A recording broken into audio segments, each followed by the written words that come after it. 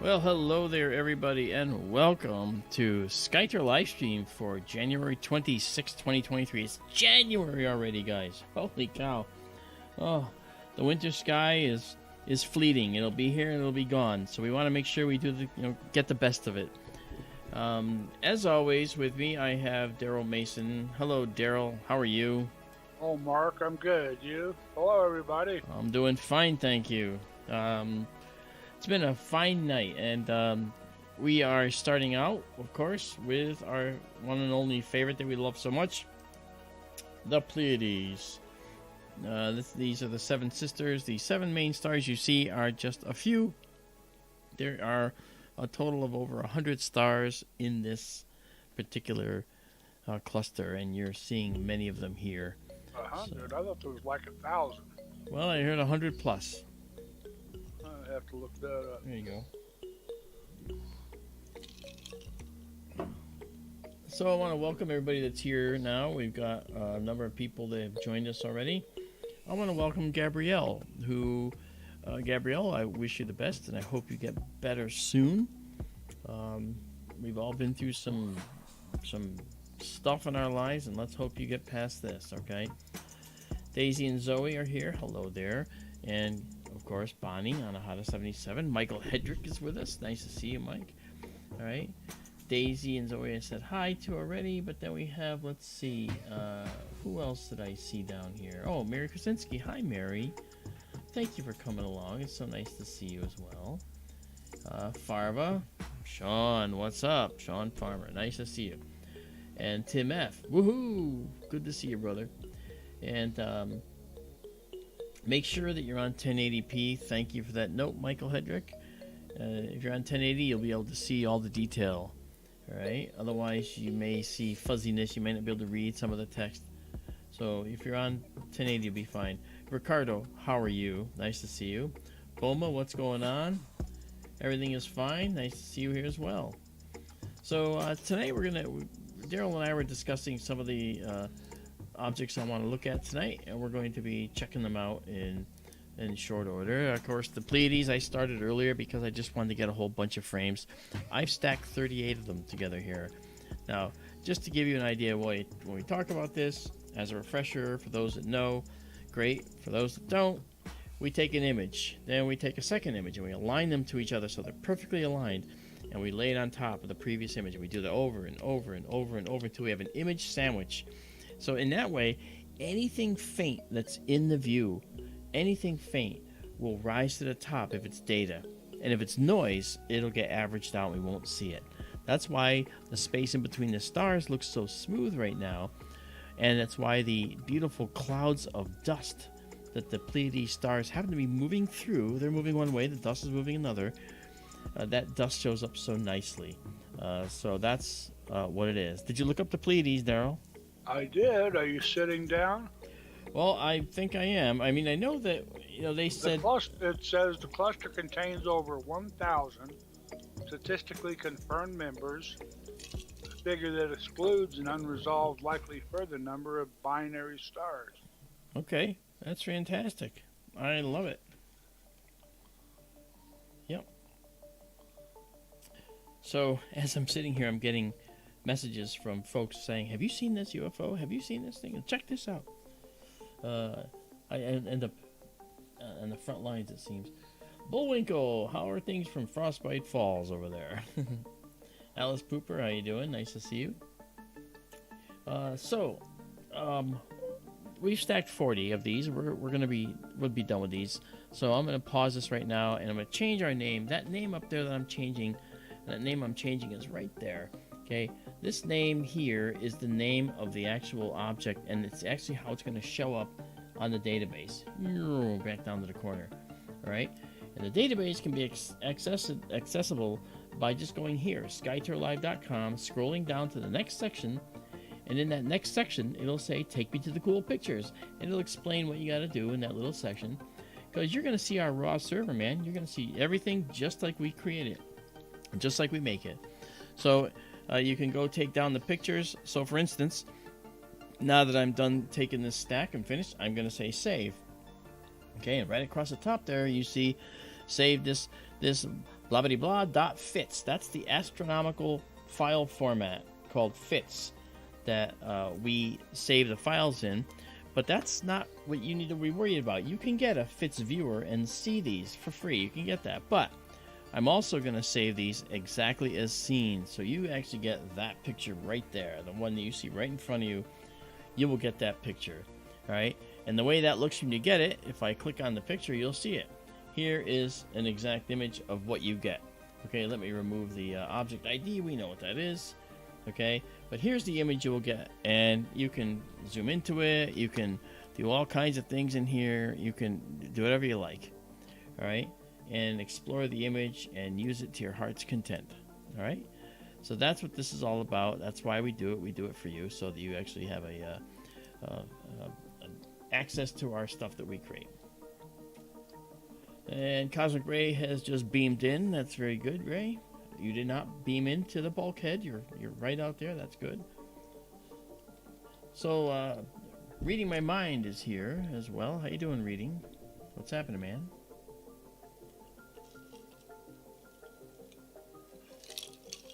Actually, yeah, Daryl's talking about the binary star systems in the Pleiades here.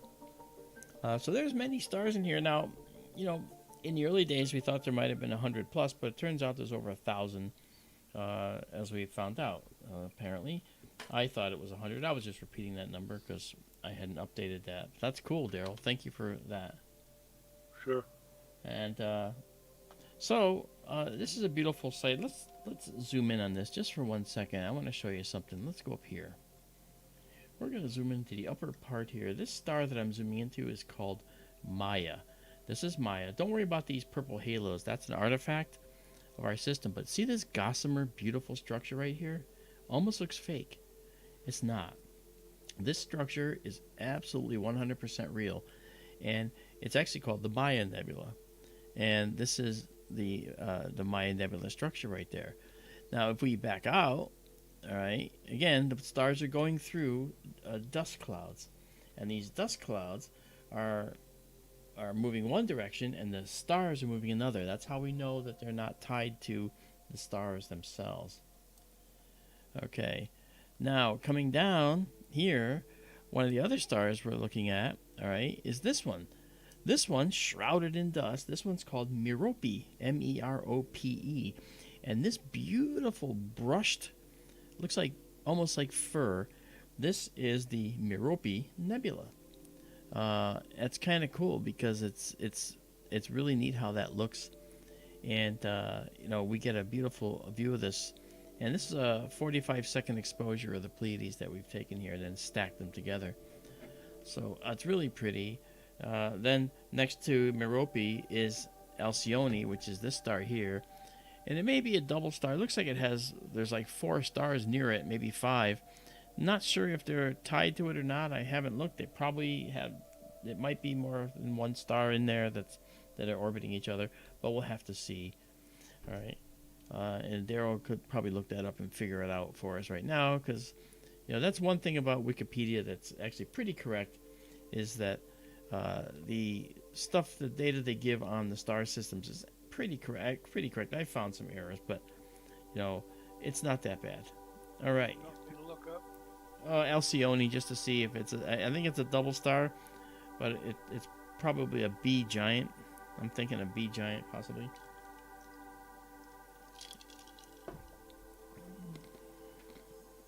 I know Pleione is a very rapid rotator. It's oblong.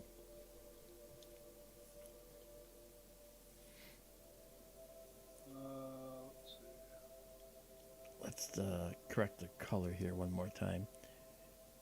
We do have a moon up too, guys, but it's not that bad. Okay, as you can see, it's not affecting our view much at all. It's the brightest star in the Pleiades. It's a white B-type giant. Okay, so it's a giant, yeah. And what else did you want to know? Yeah, if it's a spectroscopic binary. Give me a sec.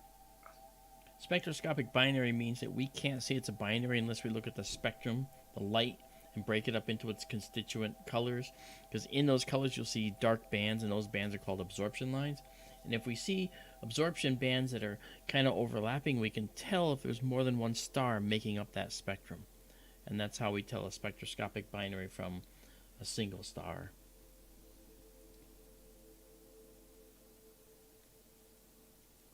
I don't see anything about it being a spectroscopic binary. Okay.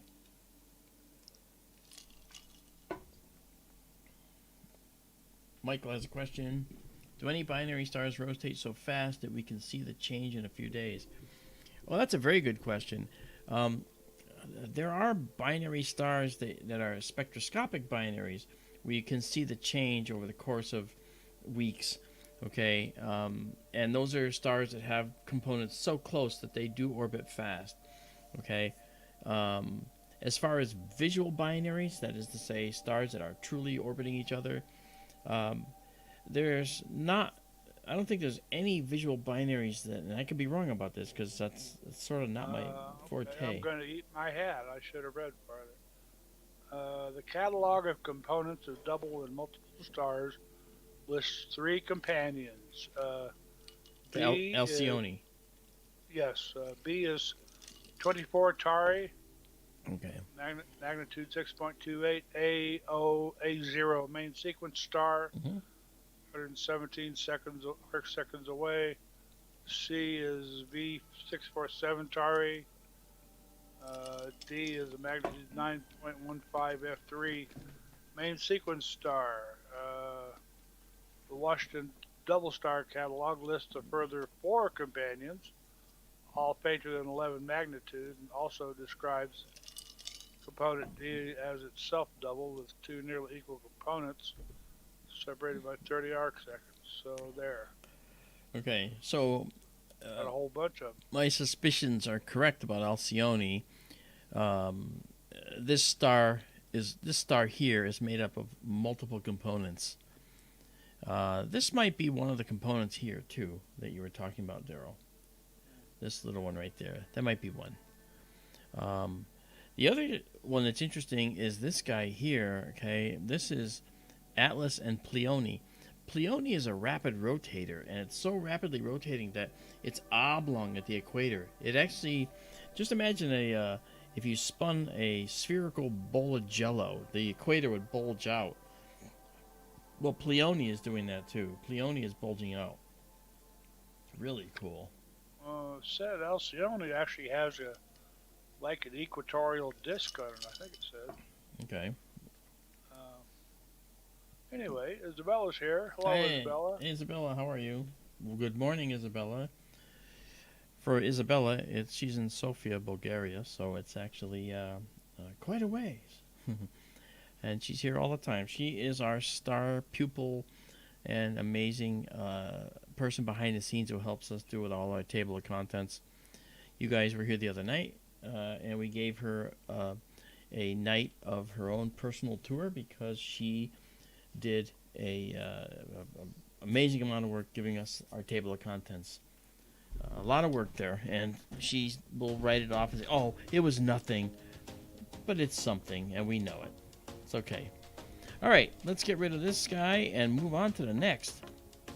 I think you'll Michael Hedrick has a question. All right, let's first take care of getting into our night vision mode. Okay, Michael. What's Michael ask? Do any binary stars rotate so fast that we can see the change in a few days? Oh yeah, I answered that earlier. I probably didn't read his. I probably didn't. No, it's okay. I probably didn't read his question. Maybe I did. Maybe I didn't. I was talking about spectroscopic binaries. We could see changes in a few weeks, but I don't know of any visual binaries where we could see the change in a few days. And then you said, when I was answering that part of the question, you said, oh, I got to eat my hat about Alcyone. So you went on to eat Alcyone, which you don't have to eat your hat, but we're reading. It's okay. Yeah. Okay. Now, from here, there's an interesting object not too far away from here that we're going to go check out. All right. And we can still see it even though the moon is up. All right. And this guy is this one right here. It's right nearby. It's called the Perseus Cloud. So we watch the telescope. It's going to move just a short distance, and it's going to be pretty much overhead. And then we have the Perseus Cloud, which is here. Now, the Perseus Cloud is actually a dark nebula with a bit of a light nebula. You can see a little bit of it here starting to show up, okay? And if we were to punch that up even more, you can see that there's clearly something going on here. And I'm going to actually drop us down just a little bit because there's more down below. And I'm cheating because I know it's there. Okay. And then I'm going to move us a little to the west. All right. Just a little. And this won't even be enough because it's bigger than our entire field. Remember, our entire field here is 4 full moons across by 3 full moons tall. That's pretty big. You know? Cosmic ray, correct. Algol is one of the more famous eclipsing binaries. The ancients knew about Algol. They didn't understand why it was doing what it was doing, but they noticed that it changed brightness on a regular basis, and it's called the ghoul, Algol. That's right. Okay, Algol now also represents Medusa, the Gorgon, her head, in the hand of Perseus, the hero. And he was a hero. He got her head. Hey, Simon Thompson. How are things in Australia? Okay, 45 seconds on this guy. All right, this is the Perseus Cloud. And we're actually going to go and carry out this order. And we're going to go right into the live stack, and you'll see the previous one right there. That's the Pleiades that we just shot. That, I should have saved that, and I didn't. So I will save it now. Oh, maybe I did save it. Did I not save it? I don't see the name. I guess I must not have saved it. That's okay. We have enough of the Pleiades. Asher, how you doing? Nice to see you. Sunny and windy down in Australia, Simon states. It's also the daytime. And it's warm. Okay, so first of all, let's color correct. And then let's do some processing to pull out. There's the cloud, it's over here. Alright, I don't know if I went far enough, Daryl. I'm probably going to have to put this part up here. Far enough for what? Well, let's see the rest of it. See? Oh. Yeah, as you said, I think it's big. It's like 3 degrees across or more. Yeah, we're 2-degree field. Alright, here's what I'm going to do. I am going to go into our night vision mode. I'm going to move this part of the nebula up to the corner. And that means we're going to go to the west.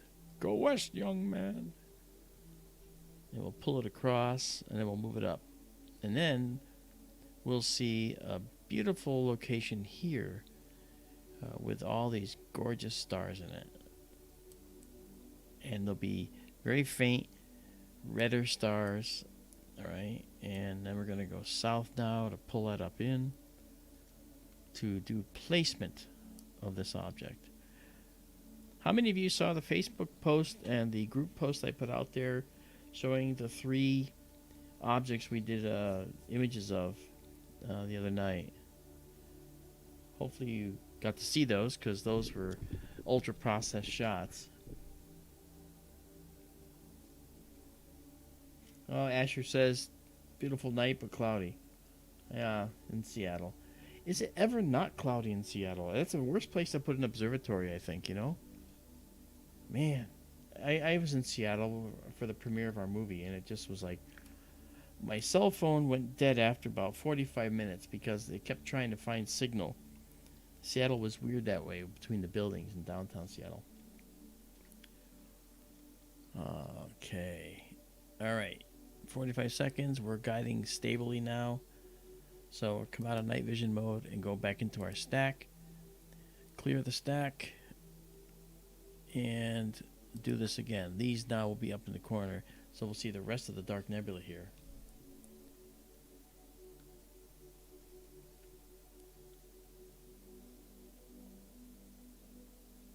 Okay. Simon, that's funny.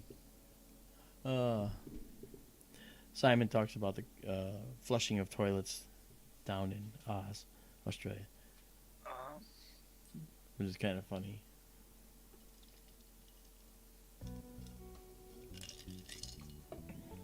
All right, let's see what our first one looks like. This should be good. It is directly overhead, so we should be seeing a lot of detail. Oh yeah, then we're gonna have the cloud, and we're gonna clear that. I know. That was a Starlink satellite. How do you know it's Starlink? Brightness, length of the trail. In 45 seconds, because there's Starlinks go up and down, Starlinks go on diagonals. You can look it up. You know, I mean, chances are it's Starlink.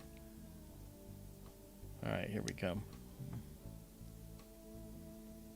I like the good old days when you could still see iridium flares. Iridium flares were beautiful. They don't do that anymore. Yeah, the Iridium constellation is being slowly deorbited and removed from service. They have a new bunch up there now that do the same job without as much glare. Yep. So here's the object we're looking at. It goes with this too. This is the Perseus Cloud. See this muddy brown looking color?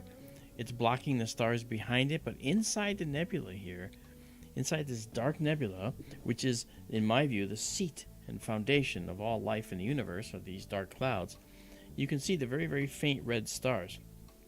These are faint red for one of two reasons. They're inside the cloud, and the dust in the cloud is reddening the light. It's like just like with dust in our atmosphere and molecules in our atmosphere, the sunset looks red. Well, the sunset will, the sun looks red because of the scattering of the sun's blue light through more atmosphere. Well, similarly, in a dark cloud like this, when you have light years of cloud between you and that star, it'll, sufficiently redden it so that the star will look a lot redder to your eye. When we do astronomical work, we actually have to correct for interstellar reddening when we're doing things with stars. And that's something that's very important, I take this back. Perseus Cloud is 6 degrees by 2 degrees. Hmm. Maybe when you're done shooting that one, I'm trying to see here. I think I have to go to the right and down to do more. Yeah. Trying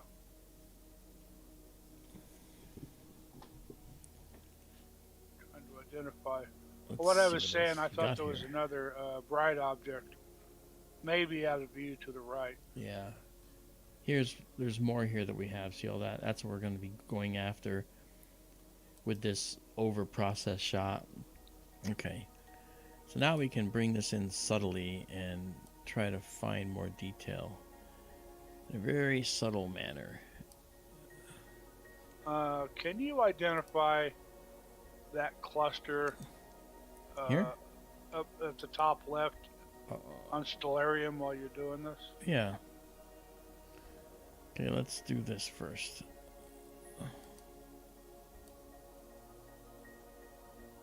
Okay, gonna just do that to help see it, and I'm going to process the color. There we go. Alright, one more move and they'll jump into Stellarium. There we go. So now we're getting this darkened up here. Alright, so now we'll go into Stellarium and we'll check out what this cluster is that Daryl's talking about. Either IC 348 or what was the other one? NGC 1333. and whichever one it is not is okay. That's IC348. So there's another one, NGC 1333, outside the field of view. That may be the object I saw Okay. in that other image the other night. Okay, but in Stellarium, they're not showing what the cluster is.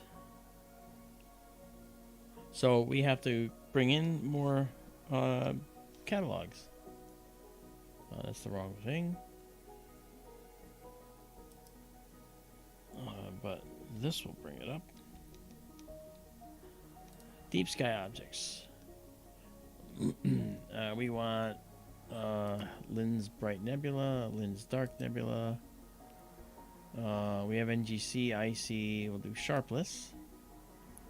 And Melamed is going to be clusters as well, I believe. Yeah. I think, yeah, you have IC checked. I do. When you looked at that earlier, I think it showed IC348. It had a different name, but I don't think it was that. But let's check it out. All right.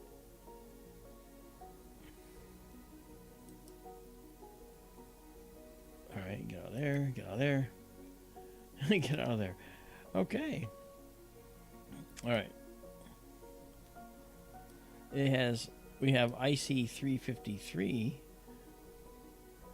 All right, and this cluster is still not labeled. Let's back out and see if it'll show up. No.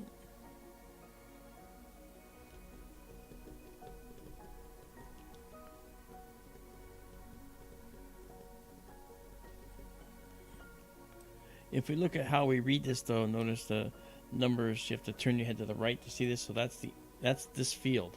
This square represents the field, guys. So when you see where the writing is, okay, you turn your head to the right now to align it. And okay, this star would be in the center of the field.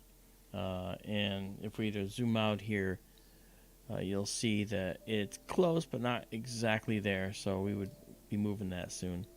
Well, that's the bright star. It is. The top left, isn't it? Yeah. In your image. It is. So I'm actually kind of here. So if I go to the center, you'll see that we're off just a little bit. This should be, if you go like to where this aligns at the center of the telescope, okay, it's really off by just a tiny amount. It should really come down here. Can you go back to your search box and look for NGC 1333? NGC? Yes. 1333. Well, there it is. I'm just curious if they... Oh, that's the Embryo Nebula, which is another place we need to go. Okay, the Embryo Nebula, I believe, is the other one I saw in an image a few days ago. It was a very striking object. It is. We'll go check that one out after this. Okay. I've done the Embryo Nebula several times, and we'll do the Embryo next. I'll even select it. Okay. Actually, The Perseus Cloud is... we could probably reach into that by doing a mosaic here, but because the Embryo Nebula, if we come back here to our shot, is to the right here. It's out here, right about here, and so we'd actually have to slide over. Maybe we can do that and make a mosaic of the two. Amos Cardoza, how are you? Nice to see you. Thanks for coming out. the Perseus Cloud is comparable to the Orion molecular cloud, but it's not getting lit up like Orion is. Well, only one place. And this is a combination of a reflection nebula with some emission nebula component in there. This is that it might be a small emission nebula in here. I have to look carefully. And this is the reflection nebula. That is to say, the scattering of blue light from the nearby stars. And the scattering is being caused by this very dust you're looking at.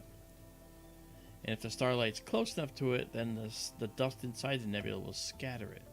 As you can see here, there's like a scattering little trough here where this is all being scattered. Looks like there's a little dark cloud right inside that cluster. Yeah, right there, you mean? Yeah. Yep. It's possible. Now, we talk about clouds like this.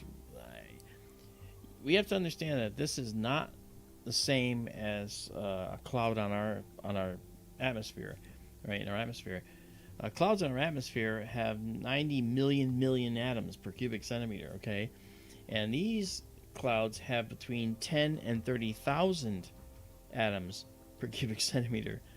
Okay, and the dust particles are, separated by enough distance, but when you stack them up over light years, they look dense. They look like this. They look like this black thing. However, that's more than enough to start gravitational contraction if something starts to clump.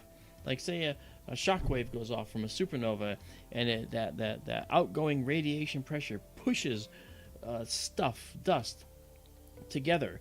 Now that's a concentration of dust that is less over here, less over there, but more over here. So this becomes a gravitational center and maybe starts to contract on itself, because mass creates mass is where gravity is.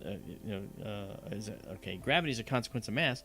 So as these objects start to contract, you get these gravitational centers, and it's within those gravitational centers that stars will form and the planets around them form. That happened right here on our planet. Our planet is made from the stuff that was made originally in the hearts of stars. And that is exactly where we came from, right? So it's a very interesting genesis for life on the planet. This is looking good, though. All right, let's just back out a little bit. All right.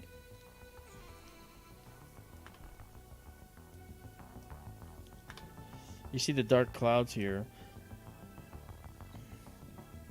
And this is really what we're talking about when we talk about the universe. This is a location where life forms, because this is exactly where it comes from. This is where it comes from. Okay, like this whole region here. Okay. Vera's here. Hi, Vera. Hello, Vera.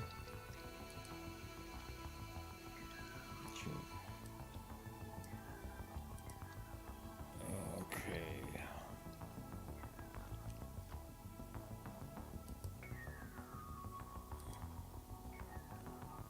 Uh-oh. No, uh-oh. We're good. No, Vera, she has 2% battery. Oh, gotcha. Uh-oh. Somebody else's battery was running low earlier. Really? Yeah. Well, whose battery was that? Okay.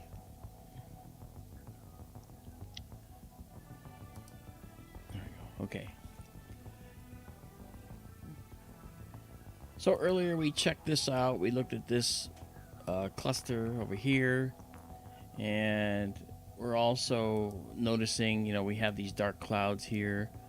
Okay, these dark clouds are the areas where all of the gravitational condensation and contraction is happening, and so they look dense, but they're not really dense. Okay, they're much, again, like I said, up to 30,000 atoms per cubic centimeter. That sounds like a lot, but air has 90 million per cubic centimeter. So you can see that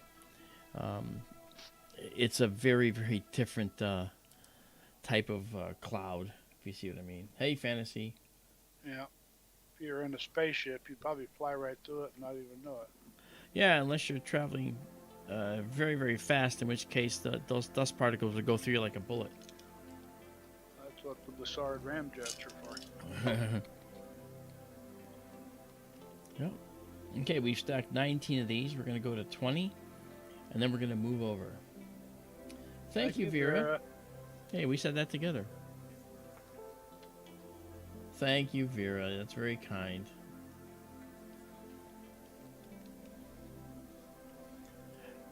I want to give a shout out to our new Patreon members. Vera's included. Thank you, Vera. And Ronald is included. And my friend Dan is included. And Martin Willis is included. And there's somebody else. Who am I forgetting? Egads. I'll go look it up. I gotta put your names together anyway and put thank yous out because I'll be doing that. All right. So there we go. There's 20. We're gonna pause here, and here I'm gonna put the per cloud. Perseus Cloud. Let's do this right. Capital P-E-R. All right, cloud. All right, there we go. Oh, no, we're already. All right, there we go. Now we'll save it, and we'll save the FITS file, the astronomical format that I mentioned before. And then we're going to save it just like you see it on the screen here, so you can play with it and enjoy it. Okay? All right. Now, we have something else to do. We are going to come out of this and move over to the next nebula that we want to check out, which is nearby. Hello, Vera.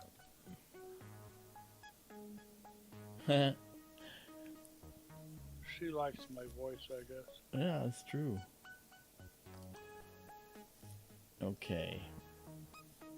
Fantasy asked, is STLS a non-profit yet? It is, isn't it? It is. We have our non-profit status now, Fantasy.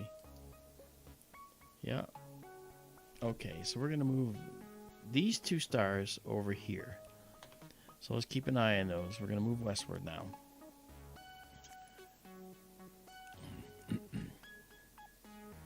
Now see how far we are from the Embryo Nebula. Okay, it's these two stars.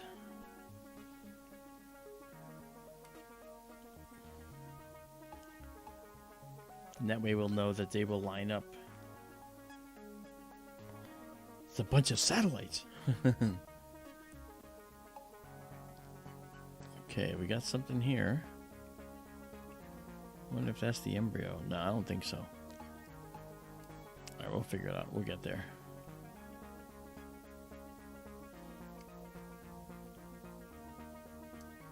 Simon Thompson has a personal question for you. Oh, yes, I am, Simon. He's asking if I have a problem with my jaw. Yes, I am. I have yet to see a surgeon. I have to go do that. There's the nebula right there. You can't see it because that's the way. Go away. There you go. That's the nebula. So we're going to move down a little bit, I think. Let me just go make sure. And let's go line up on it. There it is. Okay, so it should be right.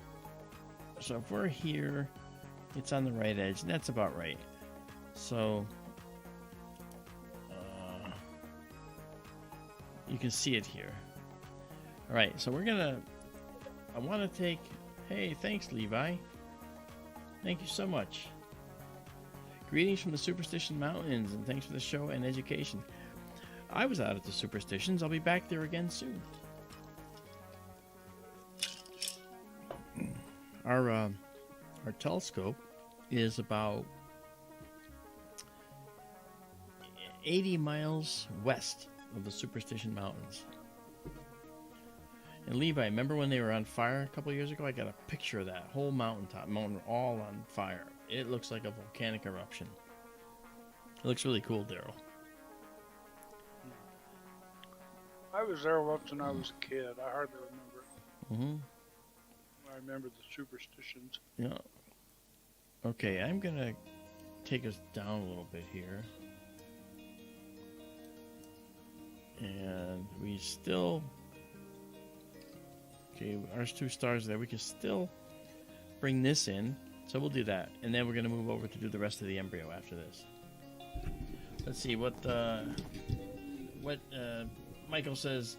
Do satellites, moons ever jump stars? I'm not sure what that means, but I mean we have satellites and moons and planets that actually go in front of stars. That's called an occultation. We've seen that. We'll do the same thing, 45 seconds, and we'll keep going. This is going to continue on out of the frame, but we know that. Okay, we're guiding stably now, so here we go.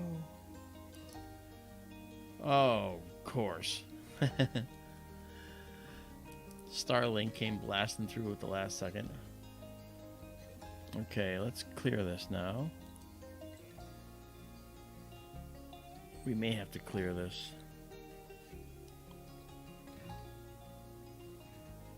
Michael, some multiple star systems,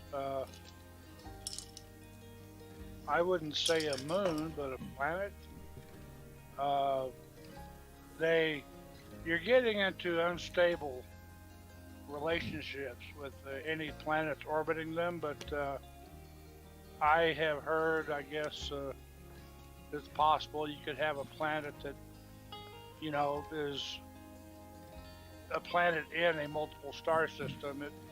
It might go from one star to another.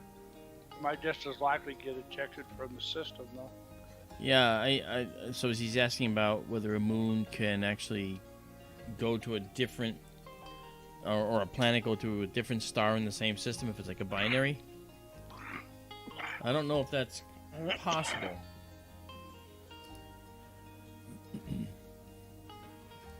I'd have to look in the literature to see if any such thing has been found, to be honest.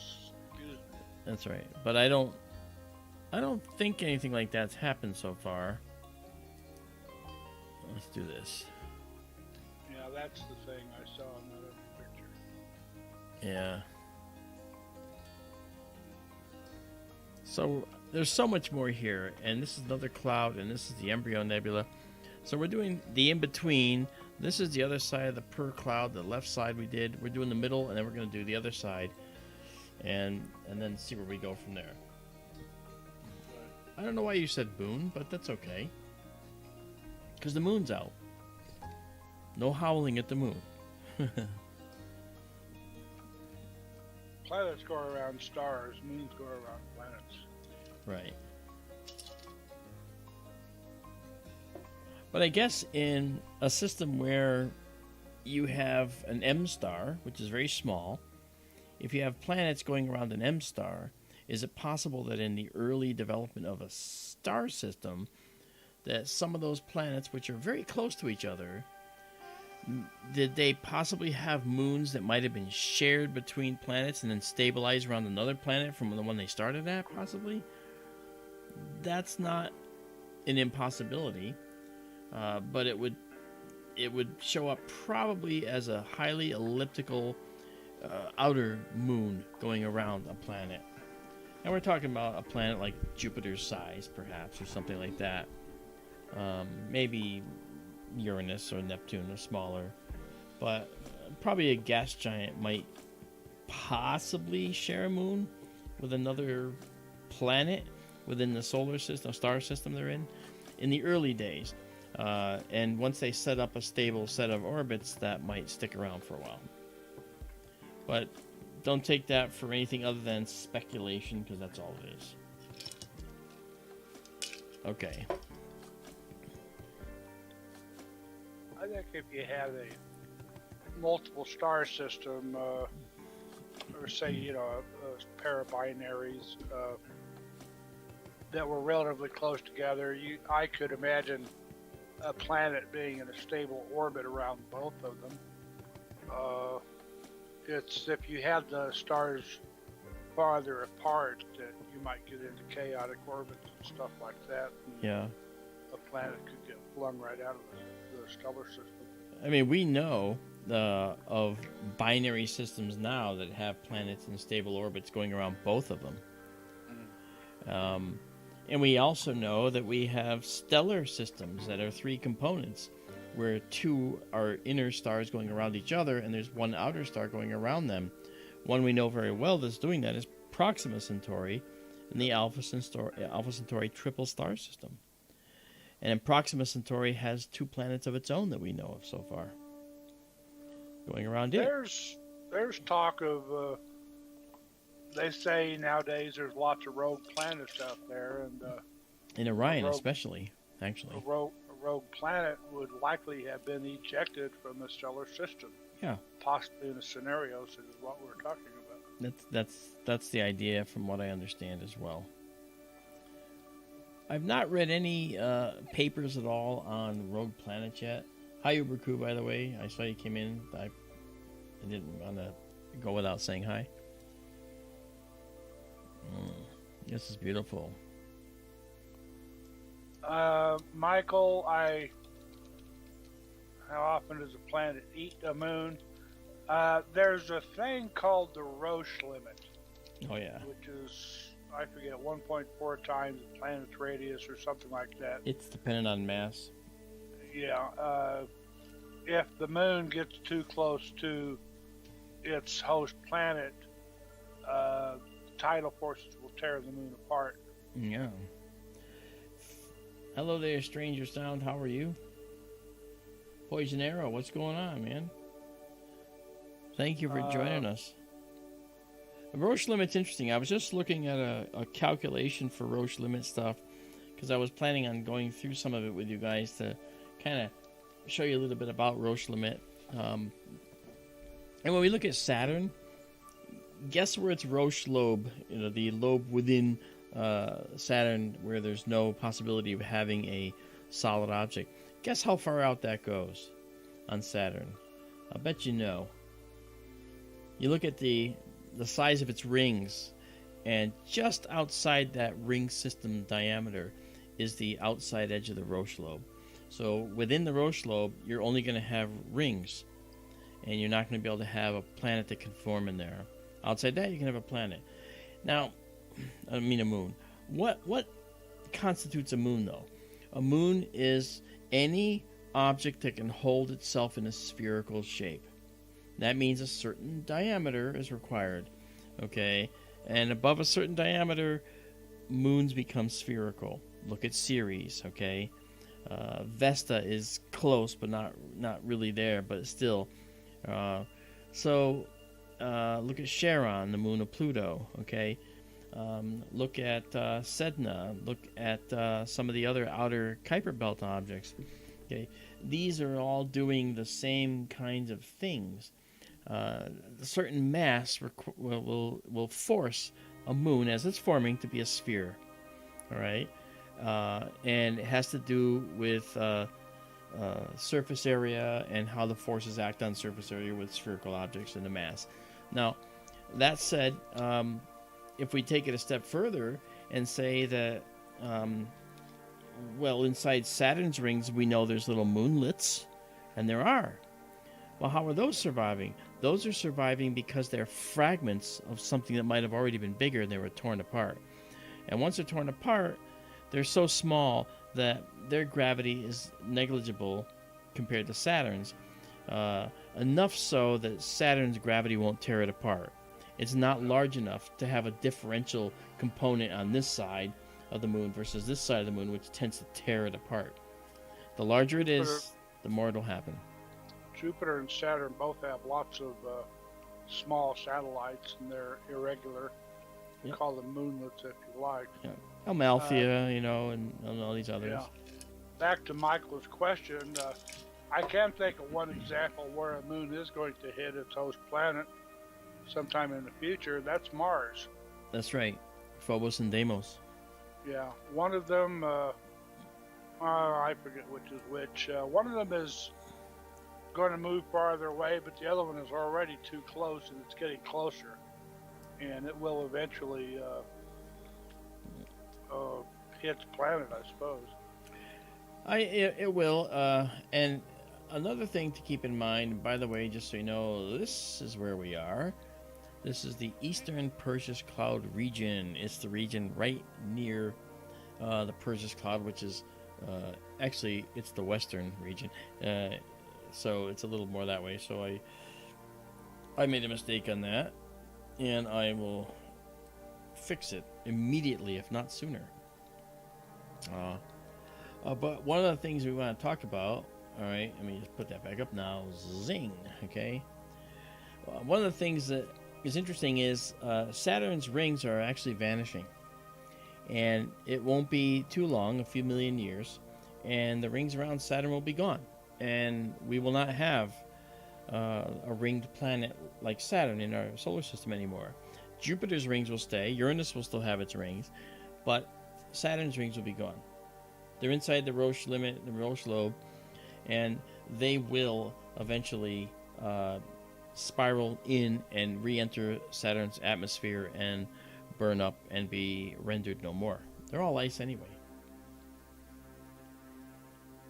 Tim F says, can't wait to be able to see the comet. Yeah. That's coming up. Next couple days, we're going to be able to see it. All right, we're at 13 here. Look at the Embryo Nebula. That's pretty. This is NGC 1333. Yeah, it's the Embryo Nebula. This is... yeah, let me go down to it now. Yeah, Embryo Nebula. Okay, NGC 1333. The interesting thing about 1333 is there are a lot of young protostars in here as well, and stars that are in the process of winking on. Now, we can't really see them too well. We can see kind of like the emission nebula that are caused by some of the hot gas being ionized in there.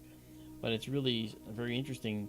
Those have the name Herbig-Haro objects, which are within 1333. And we love these regions as astronomers because these regions are so exciting. They show the universe giving birth, basically. And birth is somewhat tumultuous in the universe. It's not gentle. Okay, young protostars in the universe, they have eruptive events where they shoot out lots and lots of ionized hydrogen gas and other things as they're forming. It's really, really amazing, you know. Claudio Ramos is here. How you doing, Claudio? Chile, right? You're from Chile.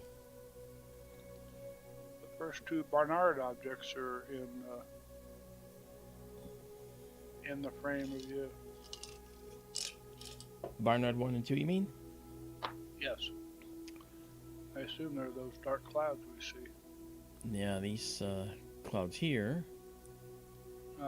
Right, talking about here? Right near the embryo. Okay. Neat. Excellent, Claudio. Thank you for coming. It's nice to see you. Very happy to have you. I hope you enjoyed tonight. We're going to be looking at the comet in the next couple days. It's going to get close enough. If I could stay up later, and later, then we might actually see the comet tonight, but I don't think I can. I will attempt to find it later, because the longer we wait, the more it rotates up into view a little bit as the Earth rotates. But it's moving on its own quite substantially, and in just a couple more days, it's going to be high enough where we can look over the back of that building you see right there, right out the back. We're going to look out the back over the top of that building, and actually it's sort of right in this direction, right about this direction, right there, but over the top, right around. I'm trying to figure out the best way to show you. Right about there. Okay. and we'll do it. We'll find it, and that's over a couple days. Right now, it's actually right about here, so it's really down below the wall. Michael says, "I'm sorry." I may go outside later tonight and try to catch it with binoculars. It's already fairly high here. Yeah. But it's right next to the front two stars in the bowl of the Little Dipper. Okay. Kocheb, Horsehead. And let me show people that. Let's back out here in Stellarium for just a minute. Let's get rid of this guy right here. Come here, you. We don't need you. And we're looking here right now.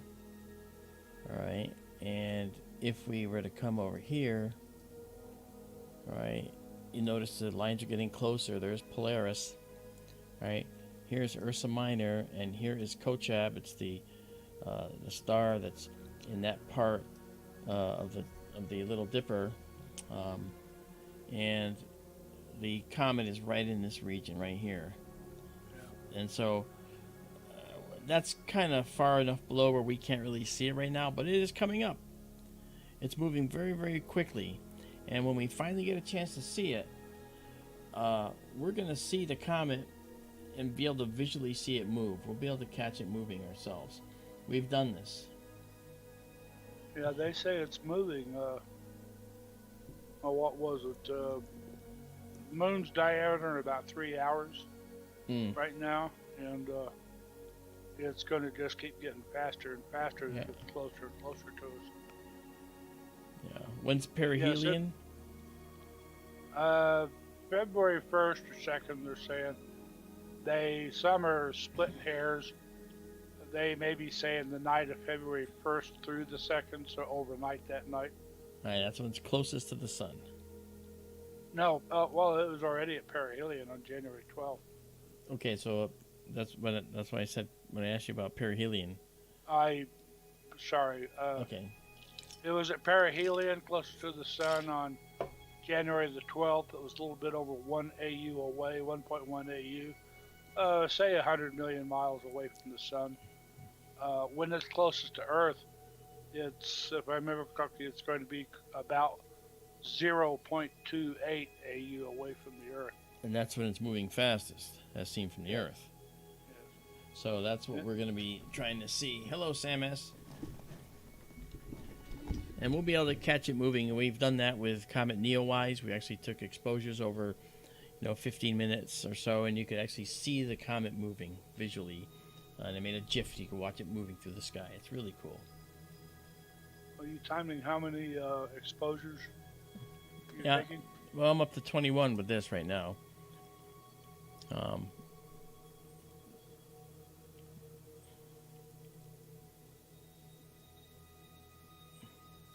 So there's 22. Let's do Perseus Cloud west and save it, and then we can come in and now move over and grab the Embryo Nebula. So I'm going to go down, and I'm going to go down now, center the Embryo Nebula right about here, and then we'll see all the rest of this dark stuff. All right. All right. So it'll be a scattered mosaic, but we'll have a mosaic. All right. Here we go. So this guy, we're going to put up here. So we're going to move it down first.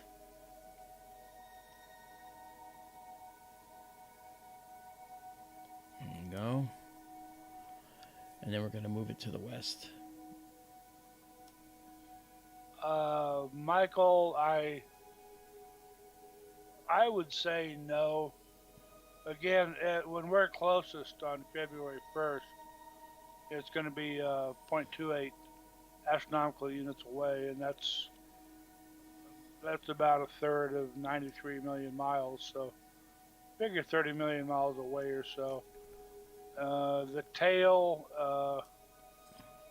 the comet is already farther away from the sun than we are, and the tails will be pointing away from the sun, so they'll be on the other side from us. Well, the other thing is we better just start selling comet pills so people don't die when we go through the tail of the comet at some point. Like Flammarion did with Halley's Comet. Flammarion wasn't selling the pills. No, he was saying that we're going to go through the cyanide tail and we can possibly kill us. You know, what they didn't understand at the time was how low density the comet tail is. You know, and it is cyanide. It's a carbon atom and a nitrogen atom. You know, cyanogen, and that combination, of course, is deadly to humans because the way it bonds with our blood cells, our red blood cells. However, okay, we're guiding now. We also know that when Flammarion said that, he wasn't trying to propose that people start writing their wills and, you know, get ready to die. He was just making an observation.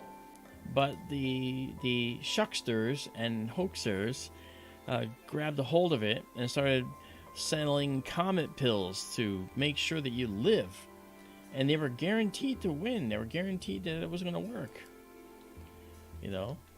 So it was really kind of disgustingly silly. Yeah.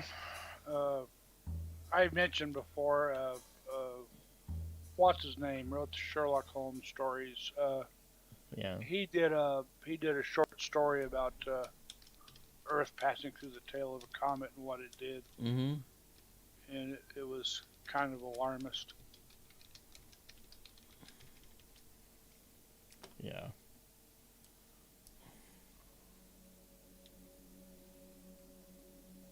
And before we go much further, I just want to get this out there. Ta-da! Let's say happy birthday to Claudio Ramos from Chile. Happy birthday, man. Thank you for being a loyal fan of SkyTour LiveStream. Ta-da! I don't have any birthday music to play for you, or I would.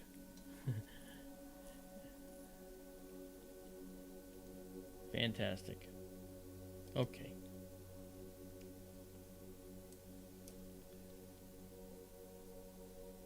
Okay, this is... Oh, great. We'll clear that right out. That was really too bright. That one looked like the ISS, for crying out loud.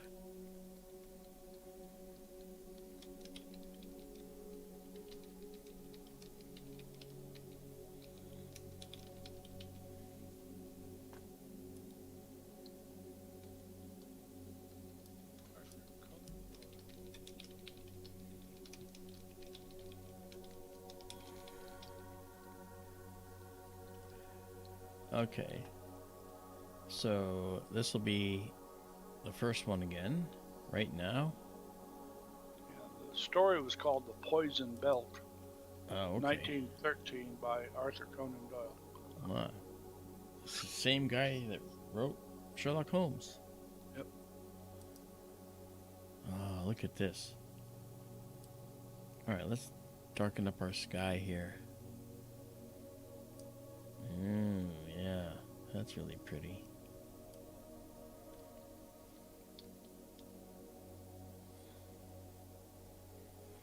And as always, you know, when you look at stuff like this, there's always more to see. And you're welcome, Claudio. We're just happy to have you with us, and we recognize those milestones. After all, the universe is full of milestones. We are milestones. We're intelligent life. Well, I mean,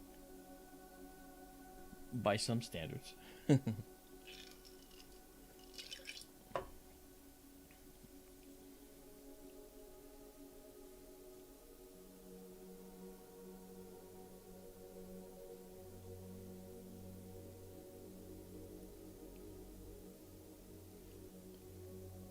Cyclone, you're funny. Okay. So this is the Embryo Nebula that we're taking a picture of now, and it's up top here, okay, just because we took an image from like further up over here, so it'll be in here, but I wanted to catch this stuff down here because this is really the beautiful section of the Embryo Nebula that we'd like to see. And again, it's right here. These Herbig-Haro objects are in here somewhere, and I don't know which ones of these. It's probably some of these guys are probably those objects, right? And that's something that we'd have to look up and make clear. Don't know. I do like this little cloud right here. That little cloud is cool.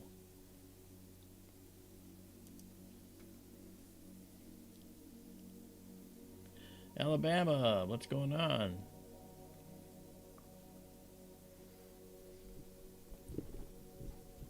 It's kind of washed out. What's with that? What's kind of washed out? The image. Looks paler than the other ones.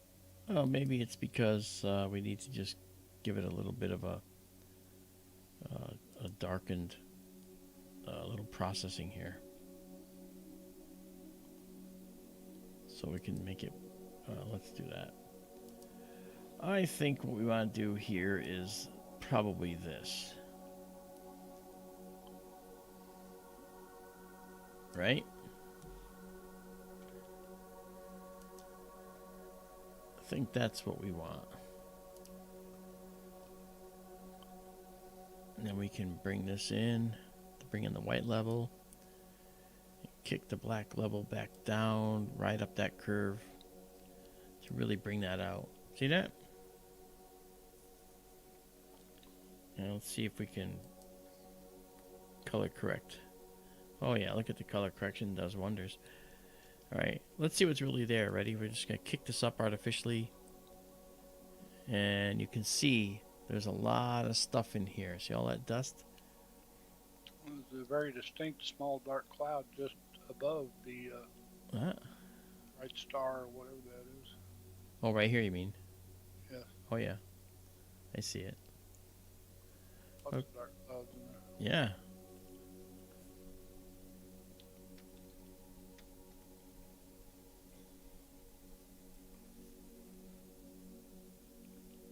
Stranger Sound says, tell us about the setup if you feel so inclined. Yes, I'd be happy to. The telescope you see right here is a 10-inch system that's an f8 by nature, and we changed it to an f2. We actually have a front-mounted camera and a hyperstar lens on the front. Actually, this telescope is the only one in the world with this particular setup on it, because we are the prototype for this type of system on this type of telescope. So we're the first, and we welcome that. We like the bleeding edge, and we're using a ZWO camera, dedicated astronomy camera, color, one-shot camera. We have a blended narrow band filter setup, meaning that I'm using one filter that captures the narrow bands with some extra luminance in them. And that allows us to have one filter in the optical train, and that one filter allows us to see dark nebulae like this, emission nebulae, faint details, dark nebulae over here, and allows us to capture all of this. And let me make it a little brighter. And because we're capturing this all at once, it means that we have to color correct and make sure that we get the right colors for everything in the image. And when we actually do the full processing, we go back and we will look at the correct coloring for each and every separate object in the view. So that ends up taking a little more time. I've written some automation routines in Photoshop to help us do that. They're called action sets, and that helps us do some of it. But for the most part, it comes down to trying to get the values to the right level by hand. It's not terribly difficult, but it's a lot of work. So that's why with our Patreon, which we have now, okay, ta-da, there's our Patreon, right? We have a Patreon now. If you wanna join our Patreon, you can go here to SkyTourLive.com, go to the upper left, and you come to the SkyTour live streams page. Go to the upper right, you go to the Patreon page, and join one of our tiers. And if you do, you can actually get a hold of, at the upper tiers, you can actually get a hold of the highly processed finished images. We have a $5, $10, $100, and $200 tiers. For the $10 tier, you get 4 a month. You get 4 of the highly finished processed ones a month. So you'll get those after the second time the payment gets successfully taken. All right, and then after that, you could stay or go. It doesn't matter, but we'd love to have you stay. And for the higher tiers, we actually do have people at the higher tiers now. I mean, we don't have a whole lot of people in there, in any of our tiers right now, because we just started the Patreon just a few weeks ago. But our internet costs us. We've got 3 telescopes that we're working on. We've got 2 right now. There's one behind me that's going back into a building here in Connecticut where I am. And that building, I'm going to build, and it's going to have a pop-top roof. It's going to come off and go down. Just lift and go right down and fold down to the side. Okay, a design that I came up with. It looks like it's going to look fine. And then in Arizona, we have this guy where we have a roll-off roof. Just rolls right off. There's room for 2 telescopes in there. Right now we have 1.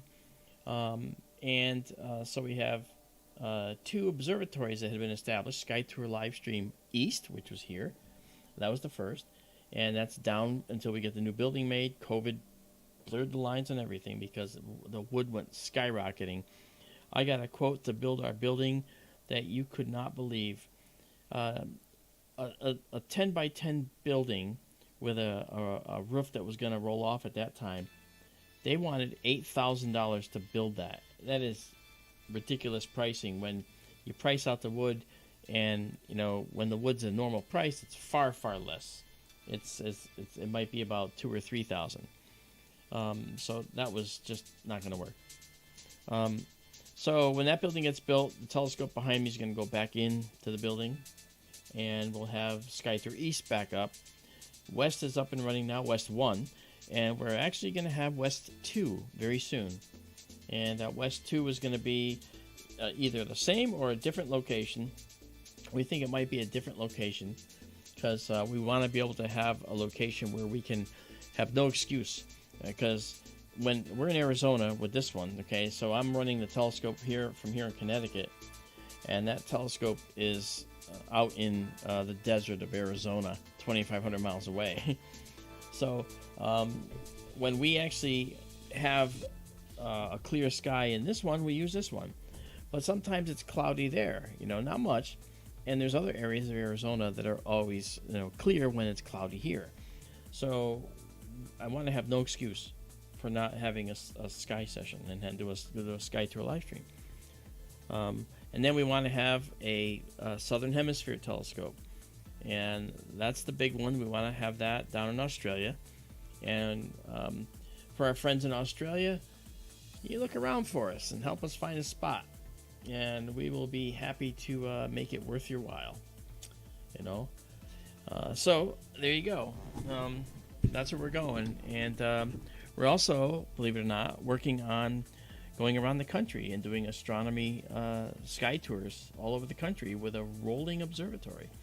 And that's something that we're going to depend on the support of a foundation for, which we don't have any at this point. But I could build a portable observatory that could lock on and do all the things we see here in very short order. And I think that we'd be able to do that. So that's another option, right? That's where we want to go and bring astronomy all over the country.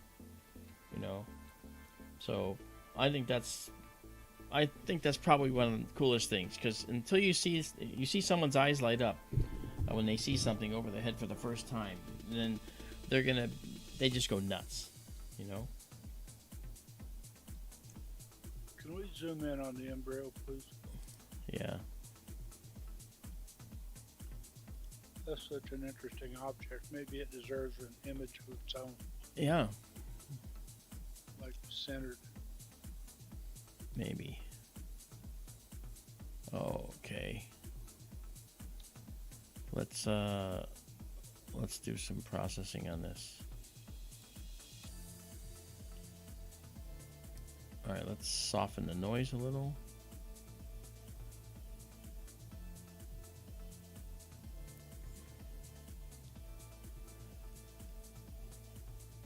That's a very striking object. It is. Look at that. That is the other thing I saw in that other image of the Perseus Cloud recently. Okay. Well, I wanted to make that image that connects them. So we have the Perseus Cloud to the Embryo. And we can fill it out at another time. Once we know we have it, we'll do that. But I think that's pretty cool. Oh, Stranger Sound, thanks for subbing, man. It's certainly going to be worth it. It'll be fun.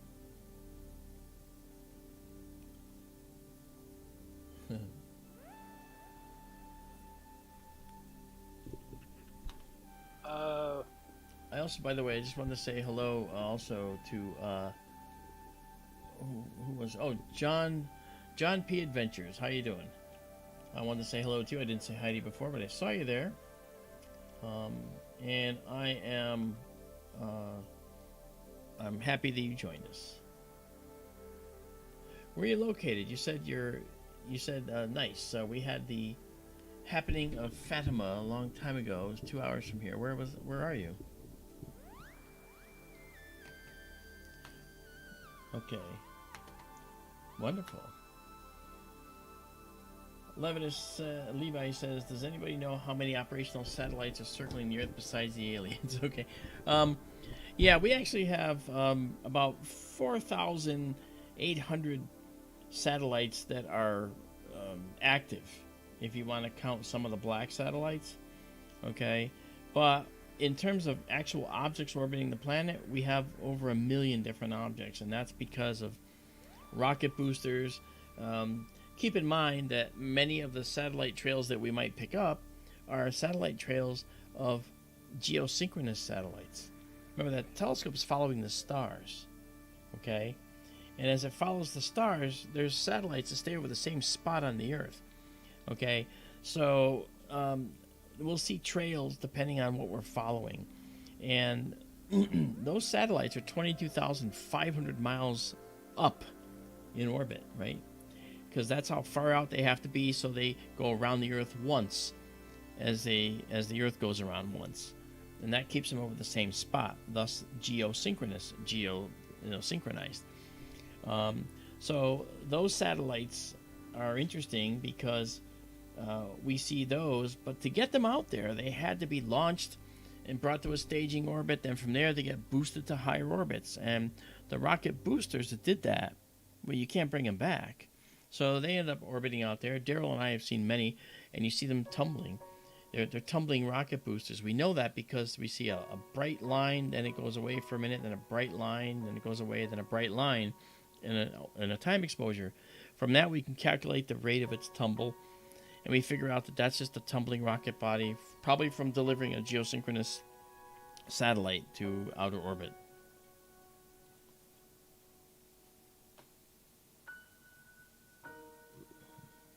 Izabela, DOT stands for Department of Transportation.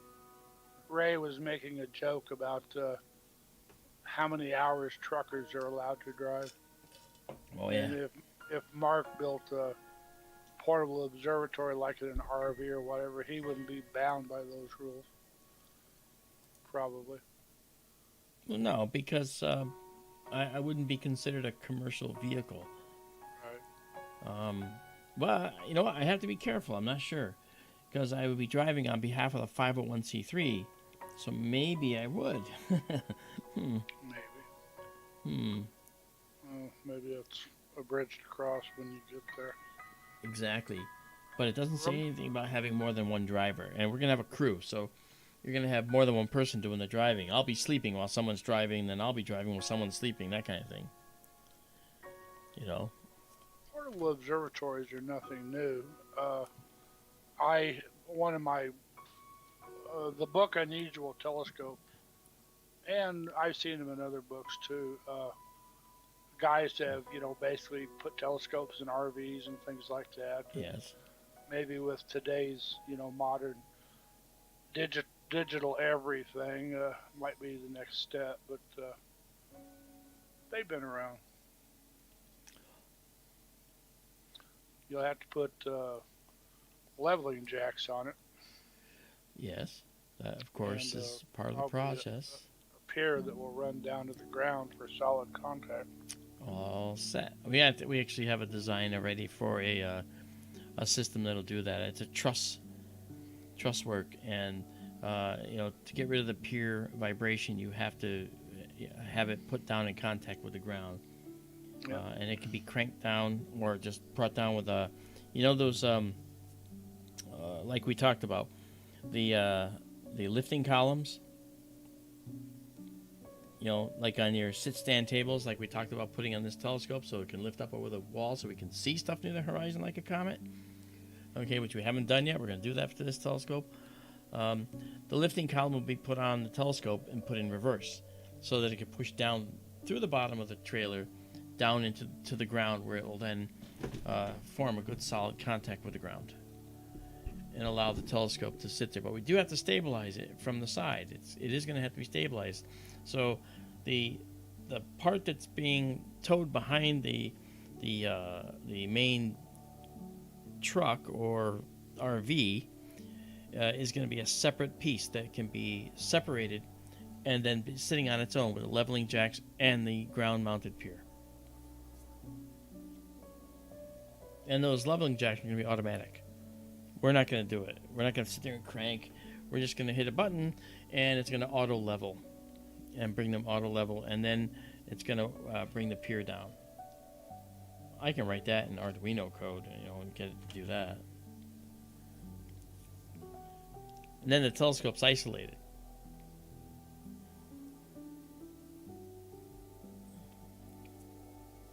Follow?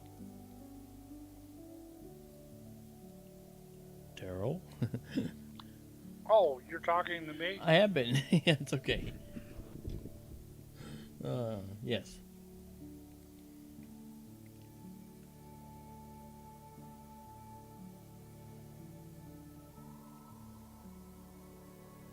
So Ray says, what do telescope drivers union say about limit for telescope driving per day? That's a real good question. I don't know.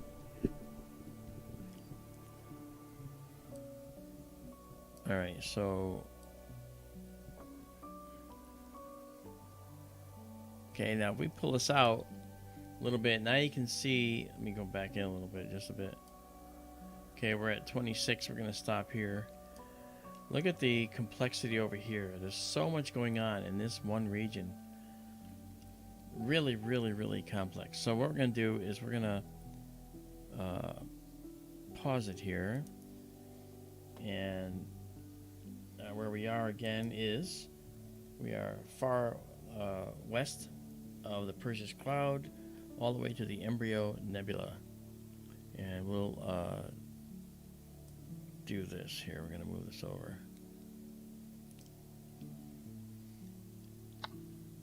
You're done here. When you go back to Stellarium, I thought I saw the California Nebula relatively close by. It is. All right. Yeah. And that was on our list along with Northern Trifid, possibly. Trifid. Oh, Trifid, yes. All right, so it's out there. What I want to do, though, is I like your idea of centering up this nebula and taking a picture of it.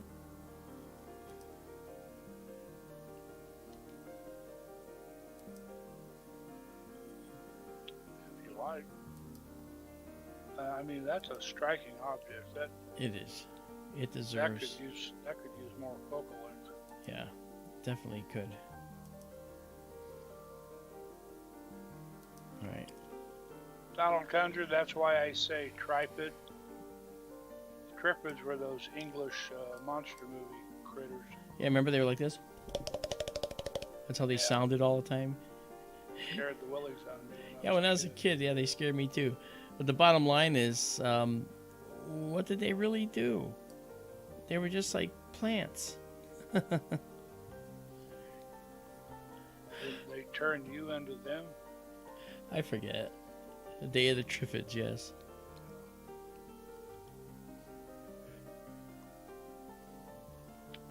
Let's take a look at this for a sec. Okay, so that's that. Alright. And we'll get out of that again.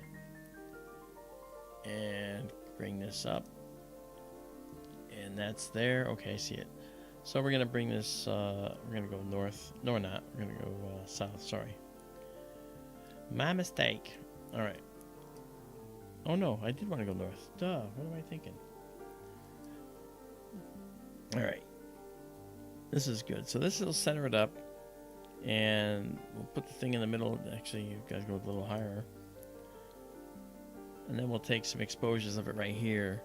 And this will be specifically the Embryo Nebula, which I think is really cool. Okay.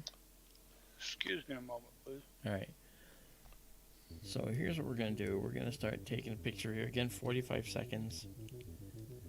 And our focus is still good. And we're going to pop out of night vision mode. Go into the live stack. All right, now this is going to be right in the middle. And we'll see what's above it in terms of the material. And then we will be able to mosaic all this together for you. And I know Izabela, she's already doing that. Okay. Let's pull the ID out for now, and we'll put it back in as soon as we are there for you.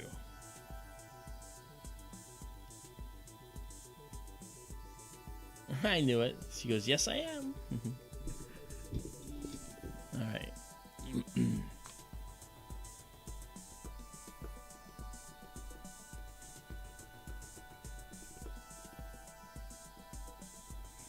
There we go. Really pretty.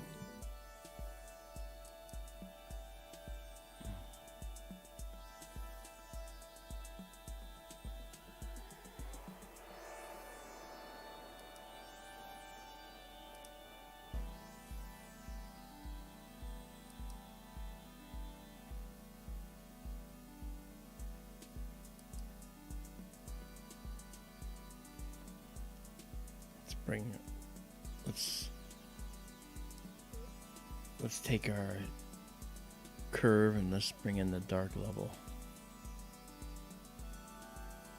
Okay, just bring in the dark level a bit. Bring our mid-level in a little. This is called a push process. We push the curves closer together. All right.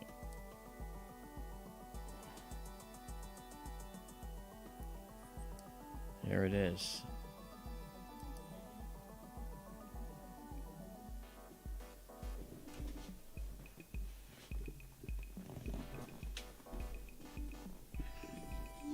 Hello, Michael Galea. How are you? Thank you for dropping by. Good to see you, man.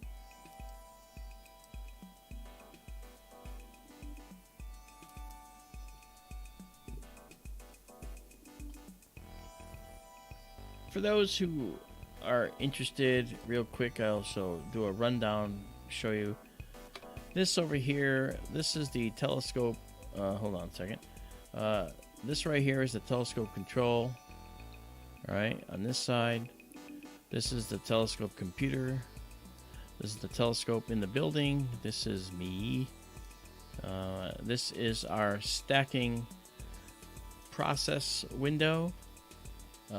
And this is our camera control section over here. We have focus and everything else over here. And of course, this is the main window. There you go. That's what we do. And you don't always see all these windows. Sometimes I will do this. I will pop this out and make the stack float so we can actually check things out. Right now we're waiting for our satellite. All right. This is looking nice. Okay, we're gonna have a stack of 5 here in just a moment. There's our 5th. Very good.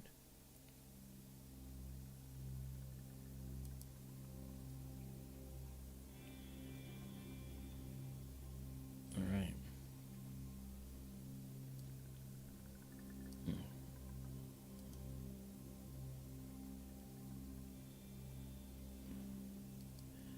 So we can float it out like this. We can also take out the telescope for a bit and bring in just this so you can actually watch unfold, have it unfold right in front of you at full screen, which is kind of cool.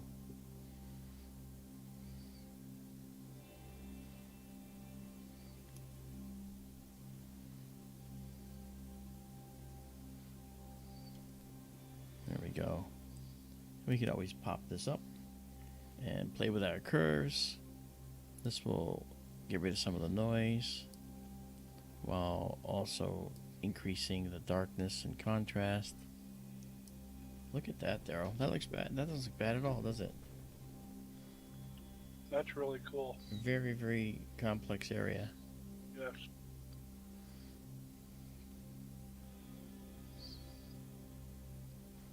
Again, that looks like it could use some focal length. Get a little closer to it. There's a lot of detail in there. There is.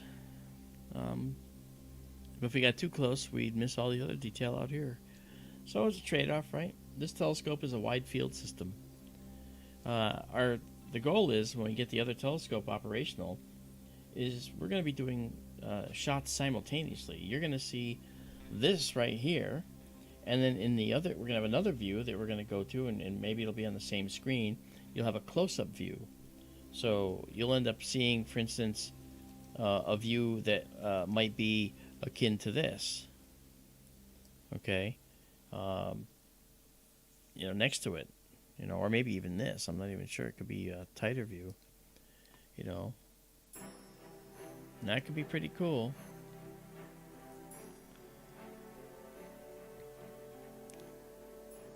But it'll be simultaneous. You're going to see them both at the same time. Because I think that's the way we got to go. Or maybe we'll flip between the screens. So actually you see this and say, let's go look at the full screen one. And then I'll click on one and boom, you'll see the magnified view.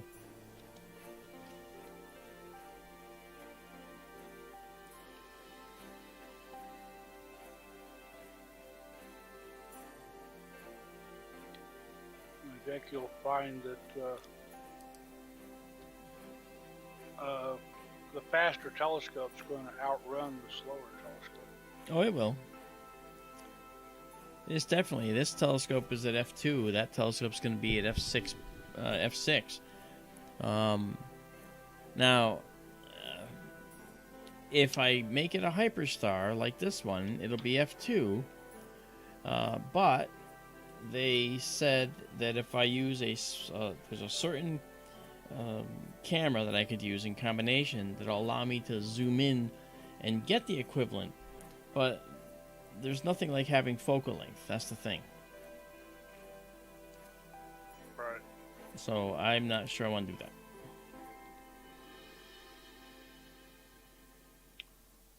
Cosmic Ray says there are 20 Herbig-Haro objects. Yeah. In 1333. I mentioned earlier that there's a lot of Herbig-Haros in here, and he's right. Can you zoom in a little? Yeah, I can do so. Here we go.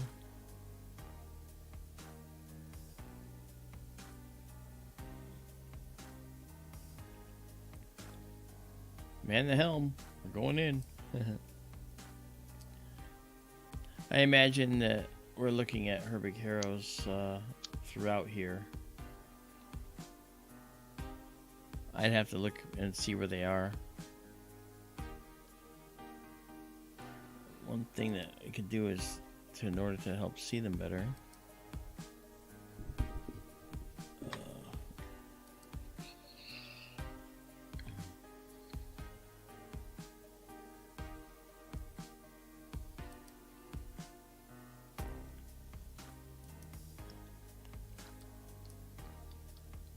okay.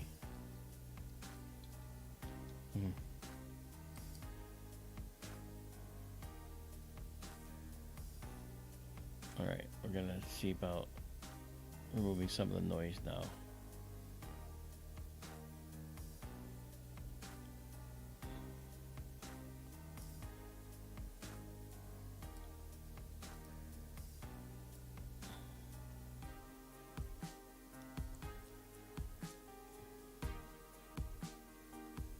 So removing some of the noise, you can see a little better.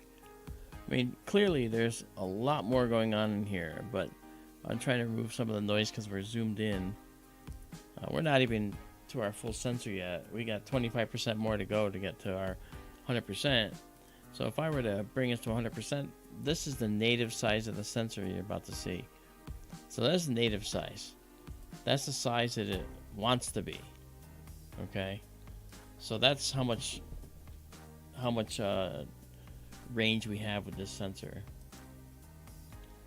Of course, we can always go farther, you know.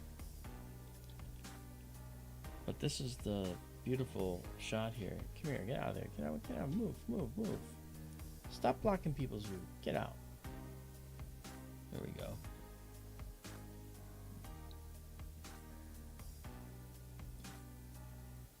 Yeah, the Fantasy says that's a huge sensor. It's not nearly as big as it could be, and debating whether I'm going to get a bigger sensor for the next one, because since we are going to be longer focal length, and since it is going to be a more magnified field, I might choose a bigger sensor so that for the cost of waiting a little longer to get an image, we might actually be able to have more pixels effectively to spread the image across and thus give us more resolution.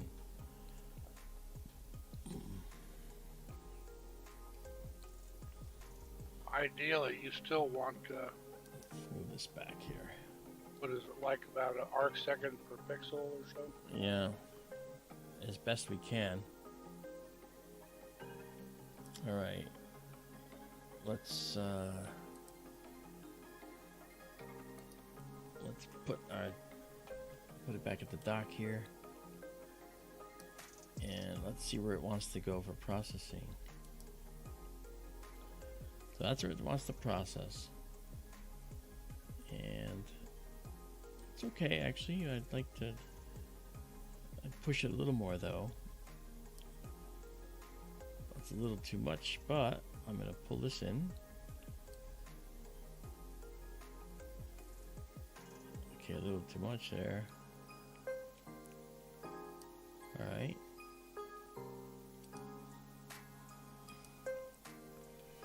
Okay. Now let's just let's do the over processing just to see what's there.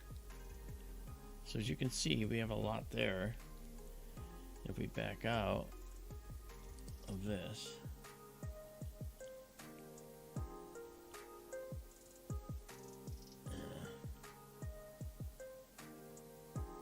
you can see there's a lot going on out here.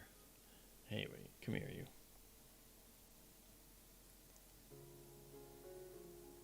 Amazing.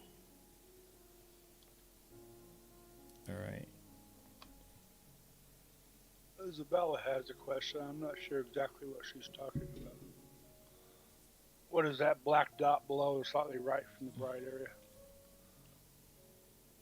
Is it a let's go to the bright area again and see.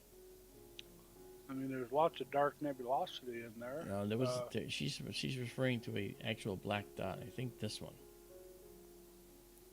I think that's the black dot she's referring to. I'm not sure if that is an actual object in here, Izabela, or if it is well, actually we would know, because if we go to another image and it's not there, then this is a real object here. She's talking about that black dot, because I noticed it too.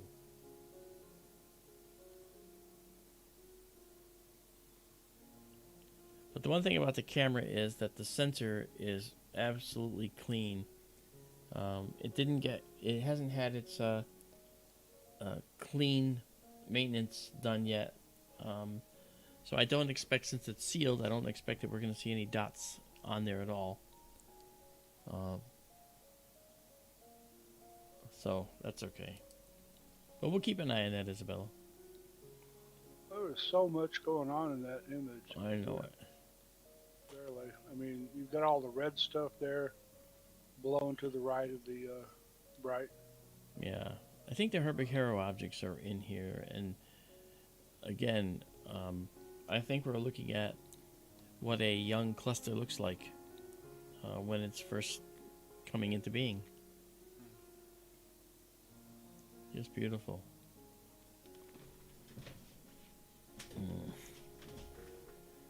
Let's color correct here. Okay.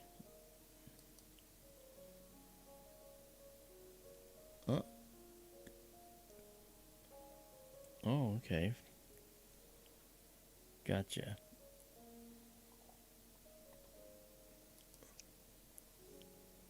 All right, we will save this then. Uberku, I hear him. Uberku says they can't hear you. They can't, or he can't? Uberku can't. I think everybody hears me. So, Uberku, do you also hear Daryl? Well, how can he hear me? Uberku, do you hear me talking?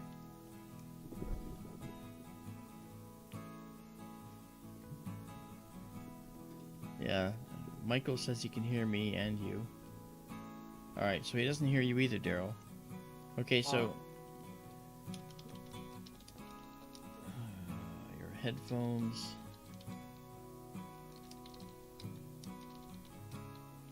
Other people, can you hear me talk? I believe they can hear you, yes.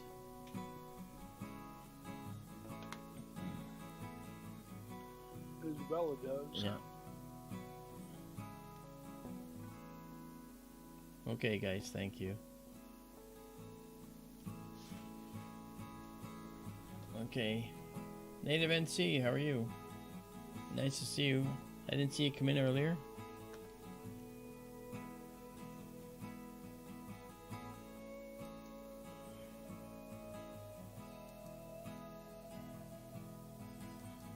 Deborah, hello.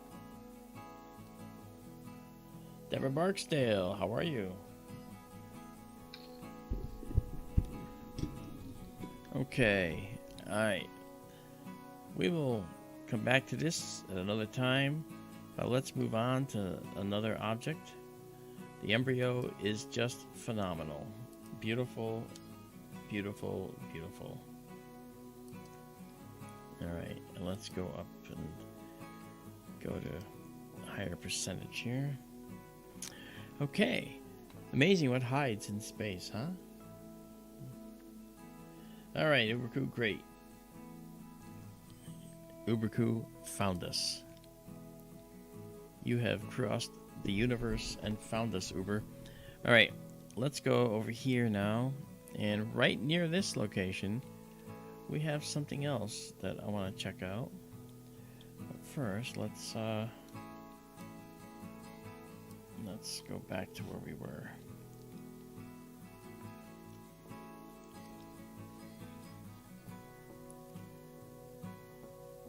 There we go.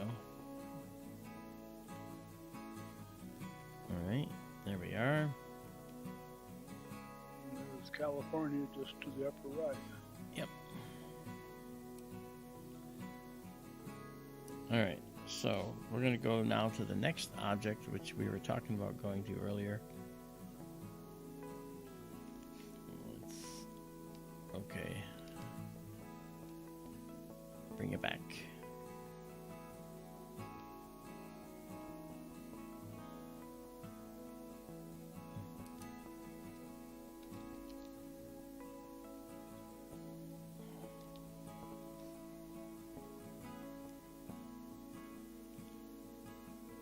we go.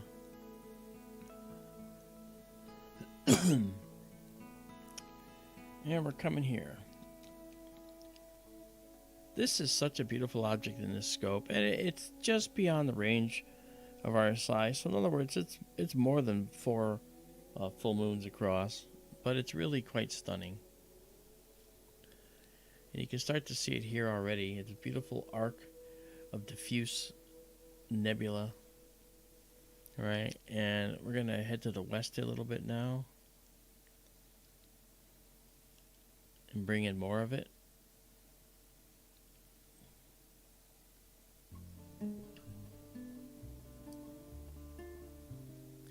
Then head south to bring in the lower part of it. And then the star that powers it, which is right here. Memkib. Menkib. Xi Persei. You'll notice when we take images of this nebulous region, this star, its ultraviolet energy is thought to be ionizing the hydrogen gas out here, right? And that's why it glows red, because ionized hydrogen will glow red primarily. And you'll notice when we look at this, it'll have like an arc to it.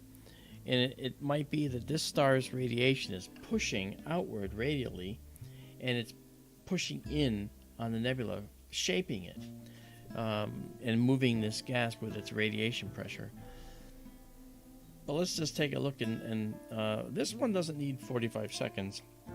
We can get what we need in 30 or less. We can get it in 15, but I want to show you all the details. So we're now going here, and a question was asked earlier about what these numbers mean. I remember the question now. This is a percentage of a correction that's made, and it's actually a fraction. It's in fractions of arc seconds, and if we actually, well, I'll show you when we get into the stack, you'll see, because there is a drift graph, you can actually see the fraction of an arc second that is being corrected. Okay, Embryo's last shot has a funny name in the server. I probably didn't, I probably needed to, I'll probably need to rename that. Okay, so 30 seconds on this. Out of night vision mode, we'll hop back into the stack. Yeah, that's the embryo. Interesting. Menkib, it's a spectral class 07.53123 III. They say intrinsically 12,700 times brighter than the sun. If the ultraviolet light and light from other wavelengths is included, its total bolometric luminosity is 263,000 times that of the sun. And that's precisely why Menkib can illuminate a nebula light years away.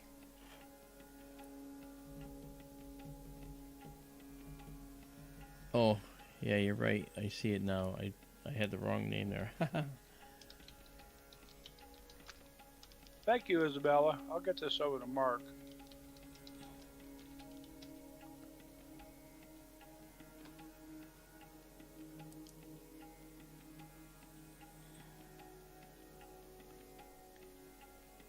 Let's see how to do this.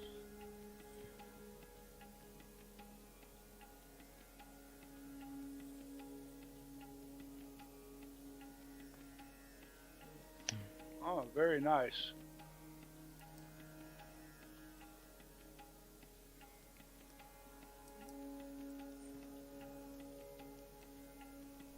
Hang on here. Trying to get the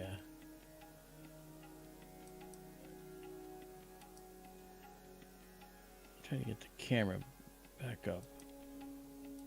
I'm not sure why it didn't come up. Or I should say why it went and didn't come back up at all. I don't know why it happened. We should have seen the camera view here. What am I doing here? Got 30 seconds. 300. Everything is good. Let's get out of this for a minute. Where is my live view?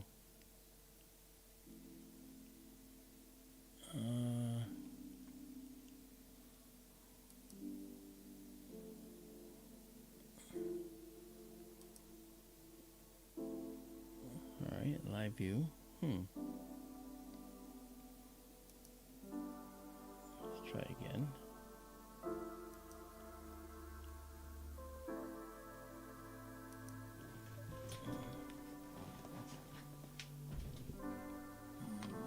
Just a minute.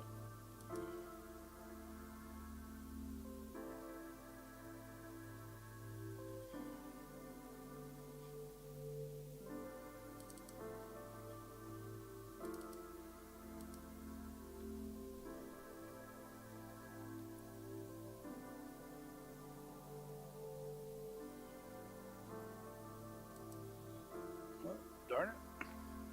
Okay, well, we got a live view, so not sure why that was happening, but we will have it back here in just a sec. Not sure why it did that.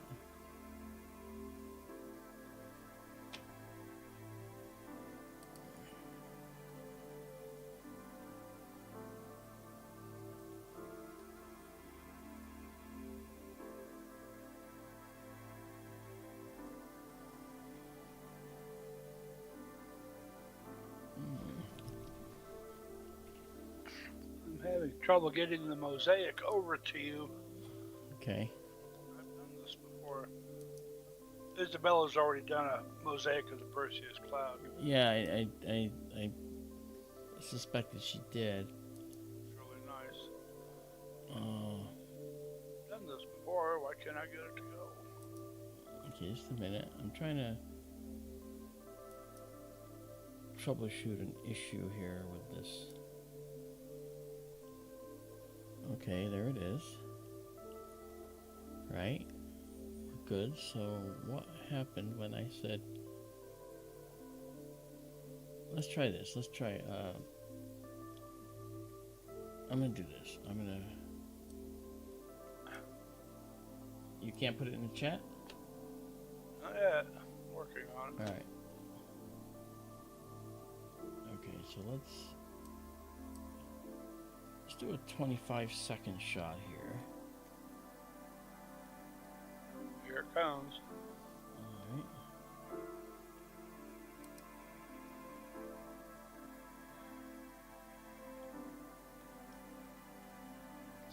There it is. Alright, let's do this and come out of this and go into the live stack now.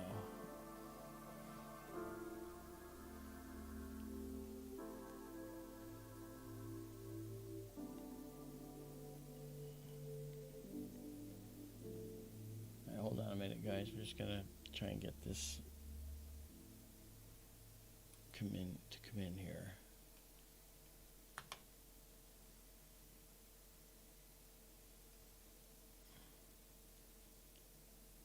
Why the heck is not coming in? Why am I not able to stack? What's going on here?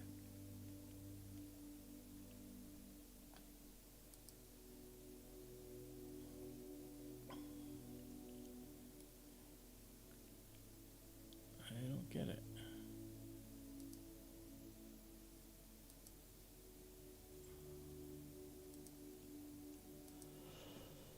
Oh, nothing else has changed. Temperature's good. Camera's operational.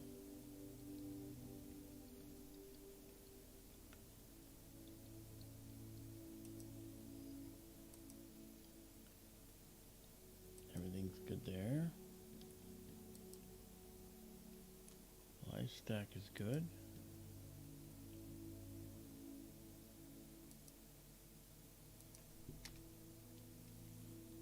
So how come we got the live view, so how come the live stack isn't working? I don't understand. I don't understand what's going on here.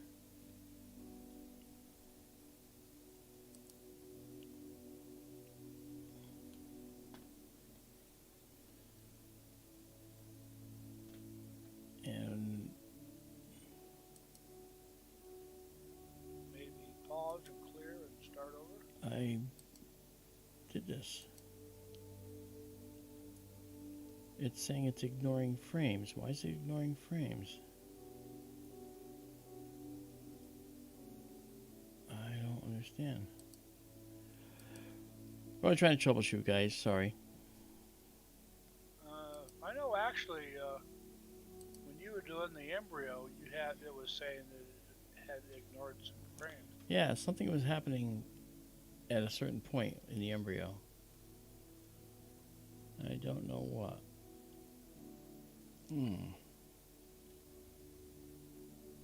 Because it's ignoring a bunch of frames, and it shouldn't be ignoring any frames. But the live view works fine. So it's actually it's a problem that seems to have persisted. Ay, ay, ay. This is not good. Okay, let me try something.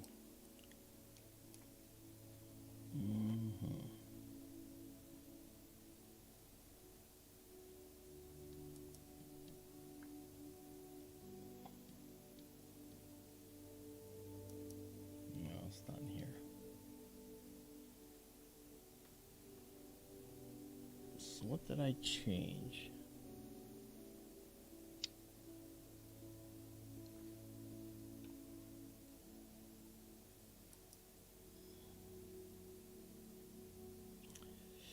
Yeah, interesting thing is you could actually add annotations to these, you know, it'll put in what they are, which is kind of cool. But I don't understand this. Why is the live stack not working? It should just be building up images right now.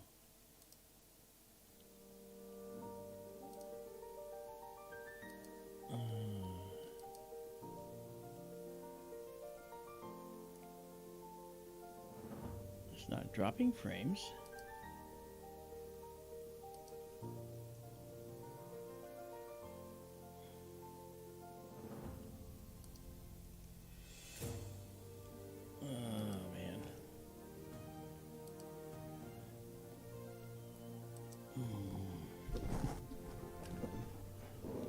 Well, this is not making it fun.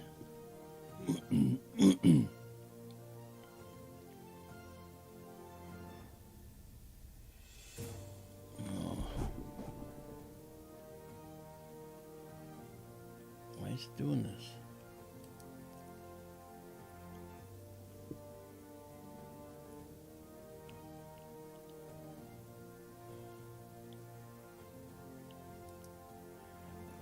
The worst part is it's going to be something dumb.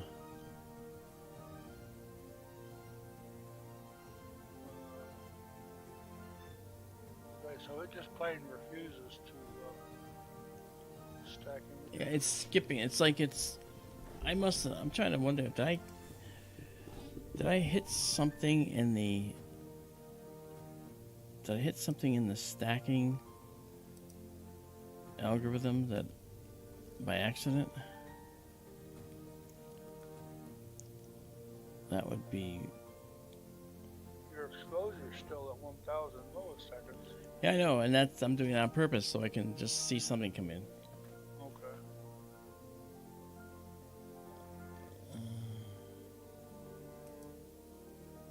There's a 2-second exposure. Well, okay, your stacking bar just showed back up over on the bottom right. That's because, yeah, it wasn't working for a second, but now it's showing it 2 seconds. It's okay.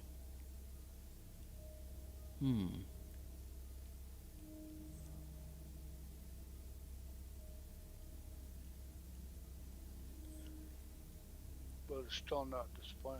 It is not, and I don't know why. Okay, just a minute. Hold on, guys. I'm gonna just try and find out what's going on.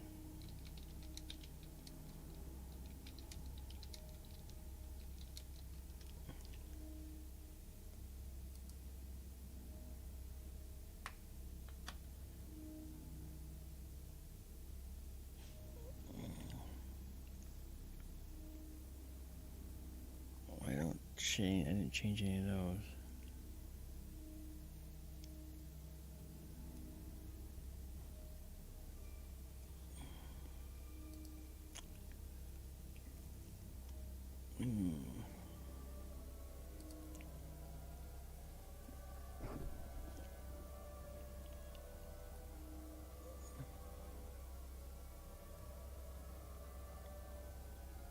Well, actually, while I'm waiting, I could just get out of the stack and go to the live view. So at least you can see things happening in there.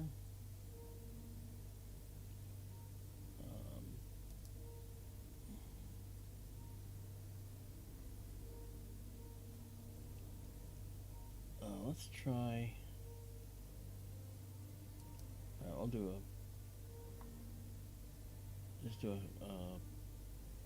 15-second shot just to have it come in.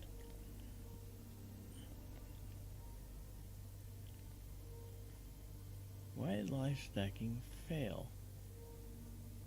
Yeah, see, that's that thing. If I bring it down, all right.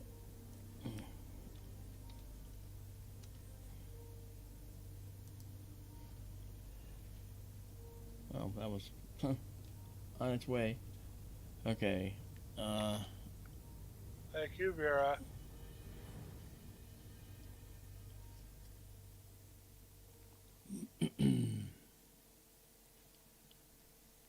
Why is this failing? Let me see. I didn't hit anything else. Sigma clipping, yep.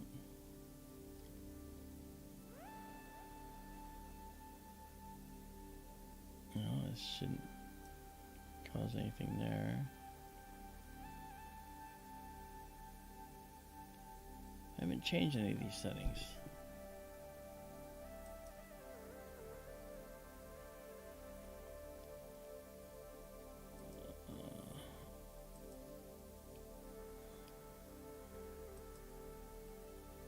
Didn't change any of these settings. It's not the computer itself acting up, is it? No, it's sharp cap. I didn't change any of the sensitivity. Doodah.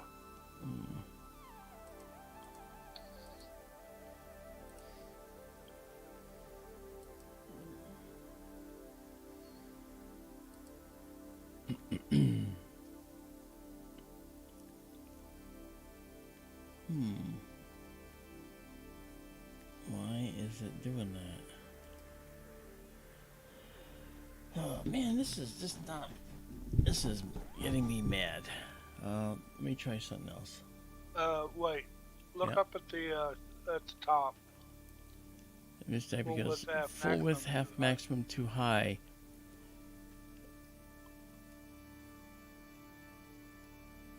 How is the full width half maximum too high?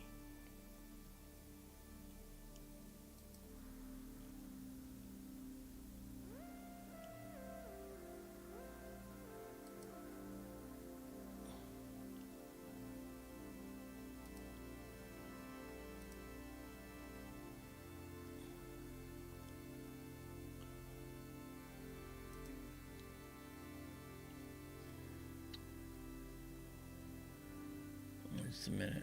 We're getting there.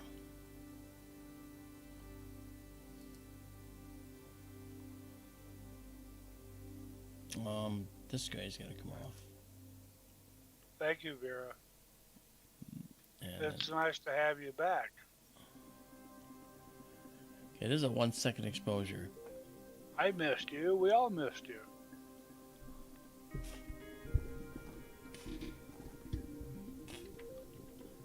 We're glad you're back. Okay, let's try. I don't know why that full width half maximum thing has a problem. Let's clear this now.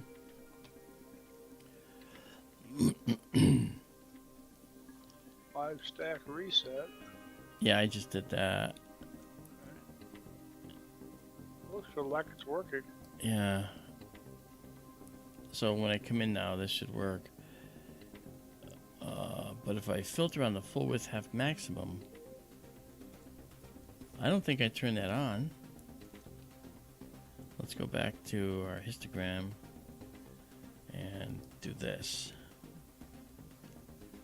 See, now we're getting what we wanted again. Oh, yeah. Okay, so while that's coming in, we're going to come back over here, say filter on full width half maximum, and see, now it's high. Let's bring it down. Oh wait, is this gonna work? I ignored that frame.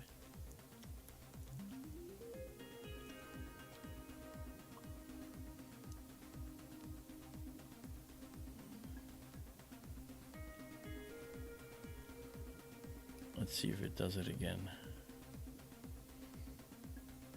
Yeah, see. Okay, so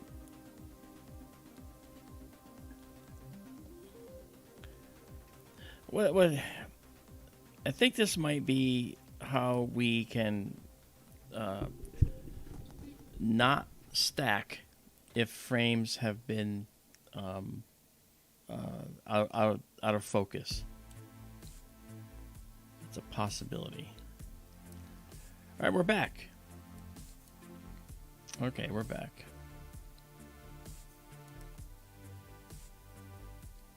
All right. I think what I want to do, though, is, because I didn't have T-comp on, I would like to go back and refocus. So we waited this long, so we'll just do a couple more seconds.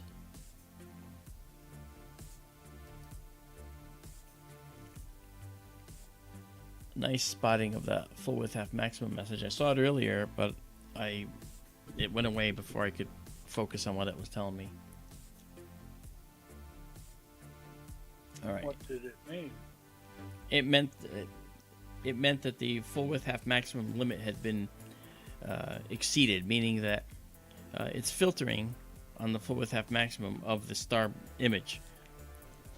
And so I think what it was saying was that the star image just wasn't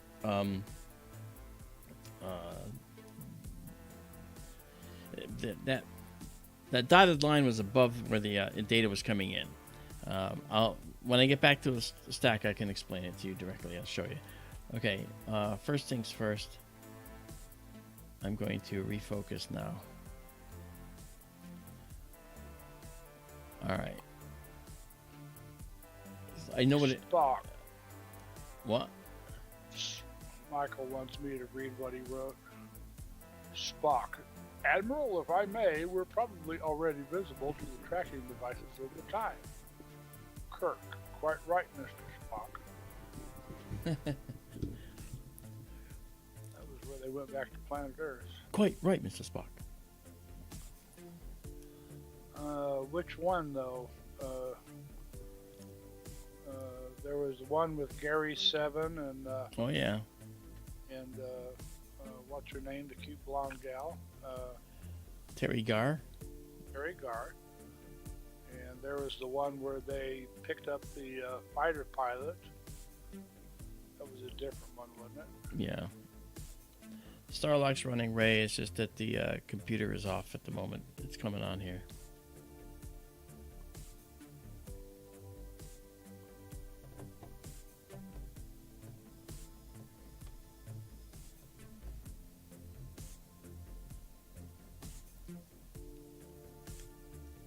When you ask questions, you put those question marks in, Ray. That's actually very helpful because at just a glance, I know you're asking a question. You should teach people how to do that in the chat so they can do it too.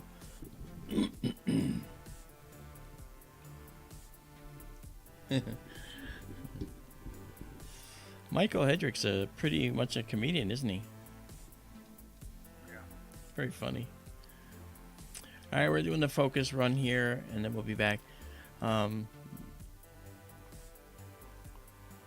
know, they almost gave Terry Garr and the actor there played a series.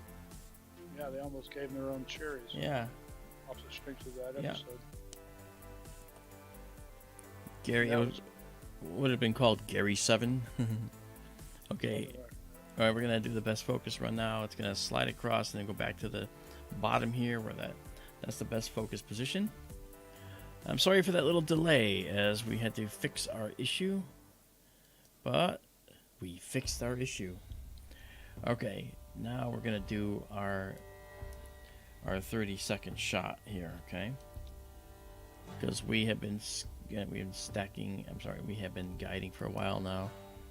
So we're going to come out here and we're going to go into our live stack again. Clear this. And the next one, the stars should be much more beautifully focused.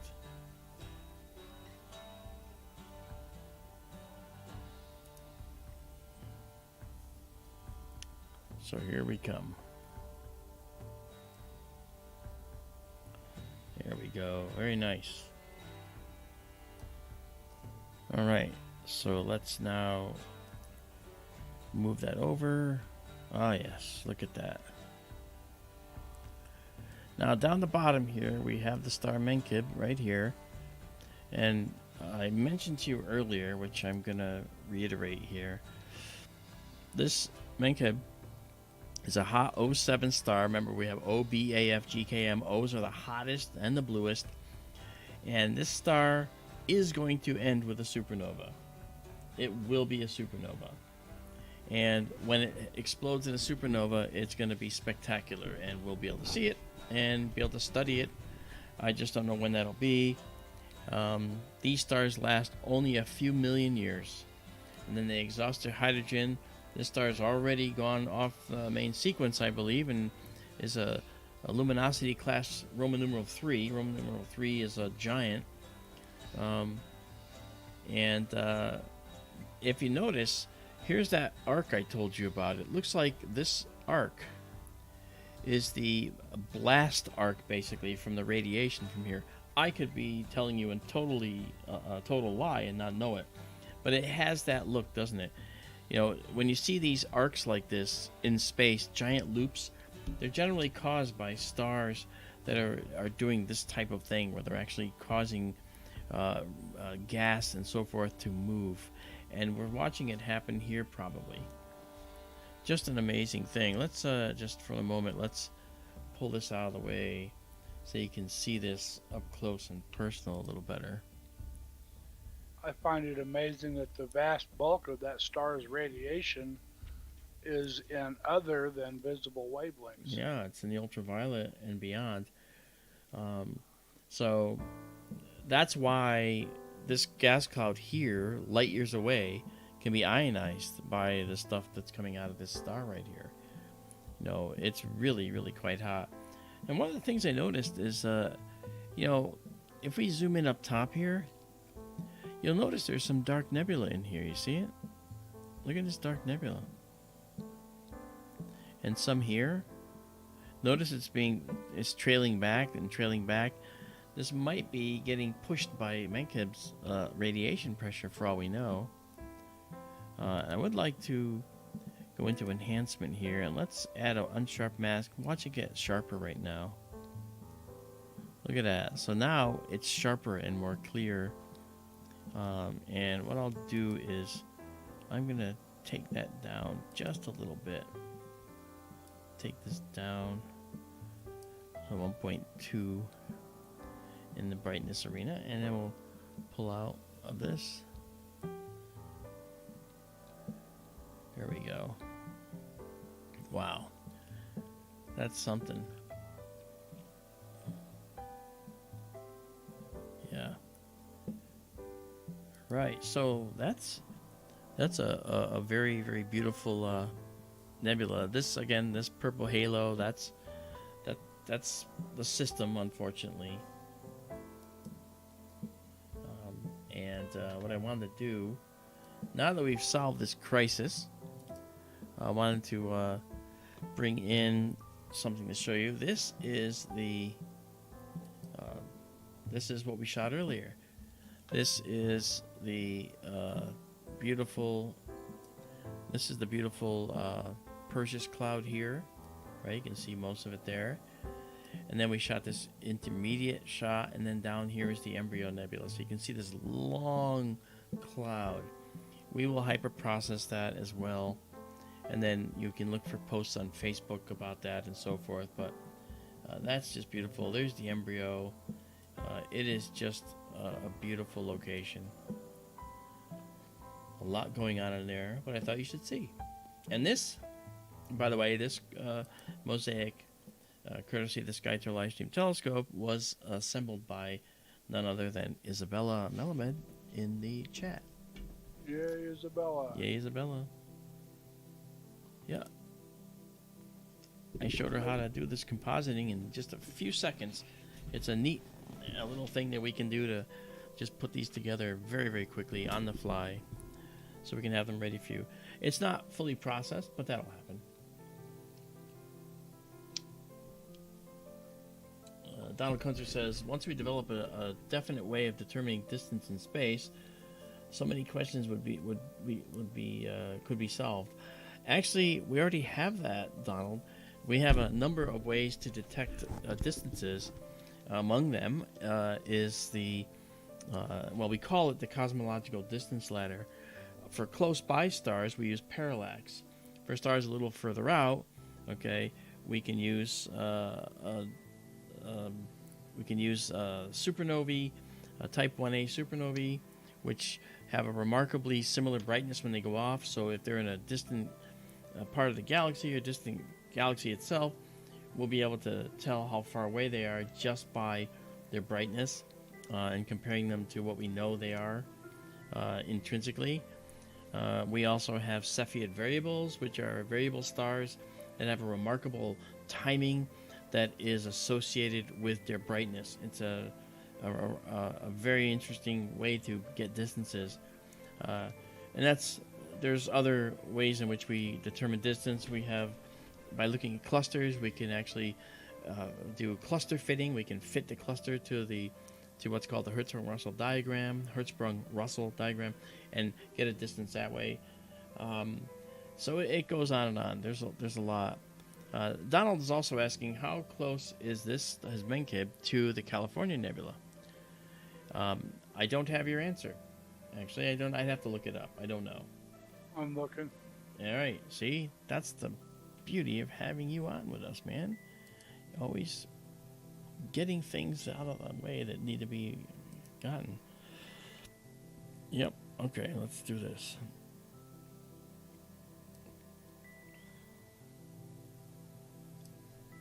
There we go.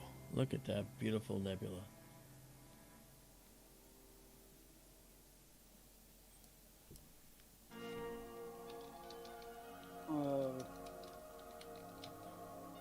The one article just says nearby.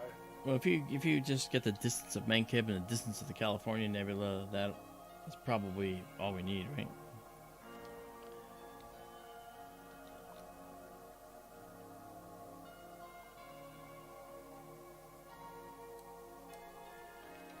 Okay, it says 1,000 light years for the California Nebula and approximately 1,200 light years for Menkib. Okay. So what it's saying is this nebula is a little bit closer in the foreground and Menkib's a little behind it. So Menkib is blasting radiation kind of toward us and into that nebula a little bit. So that's pretty cool. And so that explains why we're getting this cavity the way it is, this shape. Because one is a little further than the other. The star is further than the nebula, likely. Menkib has a mass of 30 solar masses, surface temperature of 35,000 kelvins, making it one of the hottest stars that can be seen with the naked eye. prodigious radiation. Very prodigious radiation. Let's pull this out for now because we don't need this right now. A member of the Perseus OB2 Association of Cool-Moving Stars, but may be a runaway star since it's now separated by 200 parsecs from the association center, has an unusually high radial velocity. Wow. You know, when I was getting my astronomy degree, my thesis was runaway B stars, not O stars. This is an O star, but I did a study of B stars. The next one, OB, okay, and the runaway nature of some of these stars. And a runaway B star would have a very high intrinsic velocity moving out of the galaxy, perhaps. And I located a number of them that were zipping out of the galaxy at high speed. So galaxies also eject stars, is what that means. Very interesting stuff, you know. Oh, yeah. Again, sorry about that delay while we were solving this problem. I think it took about 5 or 6 minutes out of our time. But don't worry, we'll make it up. This is beautiful. Okay, we have... Let's bring the stack back in and dock it so we can... Okay, so we have 20. That's good. We're going to pause this and save it. There we go, and then save it exactly as seen. And there we are. It was saved under California Nebula up there. There we go. Alright, so now we can come back and go to the next thing. There's so many things I want to see. I'm going to go to the northern Trifid now and do a longer exposure on that. I think that's cool. Trifid.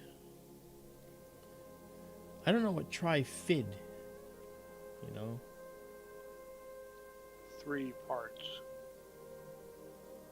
Tri, yes. But Fid, F-I-D. I know that's why they call the Trifid Nebula the Trifid, Messier 20. Mm. Yeah. It appears to be divided into 3 parts. Yeah, that's the tri part. You know, so I'm trying to figure out what Fid has to do with it. F-I-D. The Trifid. Alright. Okay, so let's go in here now and... Well, pretty much what I just said. Partly or wholly split into 3 divisions or lobes. Yeah. Agreed. But I want to know what the rest of the word... where the rest of the word comes from. Well, this is the definition from biology. Right. Trifid, it's an adjective. Trifid, partly or wholly split into 3 divisions or lobes. Well, all right.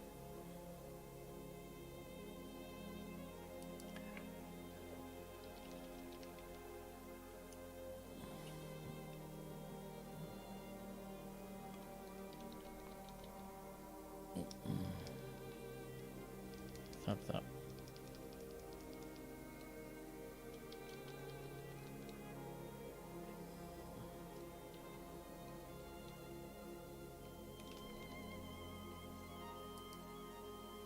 Okay, that's got to be right nearby. It is. All right, let's go to the northern Trifid Nebula. You notice the telescope's moving just a little bit because it's right nearby. All right. And there it is, right there. All right, as soon as our telescope initializes and relinquishes control, I will do this. Move us down this way. There's a lot of dark nebula surrounding this, which is really interesting because I didn't see it. I've taken pictures from here in Connecticut, and it's stunning. That you see the bright color, but you don't see the dark nebula here because our light pollution is just enough. That's why this telescope is probably going to become a spectral telescope. It's going to do spectra of stars and nebulae.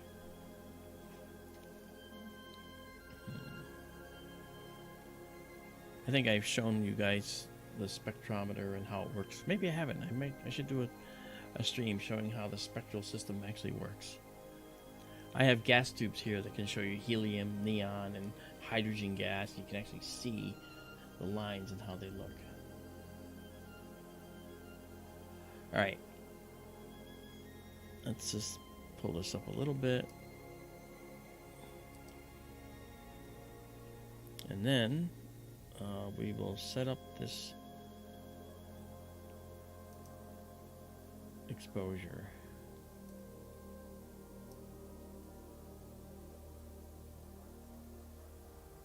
This will be 65 seconds. Just over a minute. Okay, we're guiding. We're going to stabilize the guide. And once we stabilize the guide... Okay, we're stabilized. Off we go. Bring up our live stack. California Nebula. Gotta love it. That'll be up there. And we're gonna clear it. Hi, California. Yay.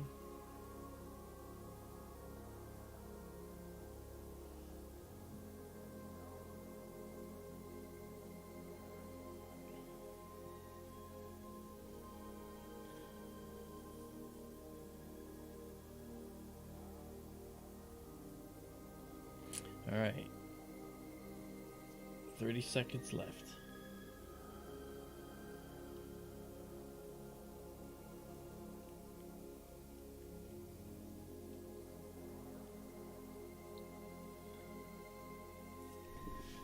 I hope you guys are having a good time tonight. If you have any questions, please throw them in the chat, and Daryl and I will look for them. I know that some of them have shown up there. Thank you, Daryl, for putting up the server location. Oh yeah, look at that.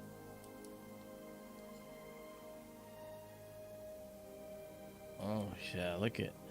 So the northern Trifid here, okay, has this nebula all around it. If we were to actually try and draw a line around it, okay, we would actually be looking at something like this.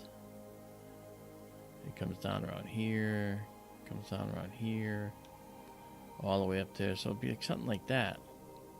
And then there's more out here and everywhere. It's just something else.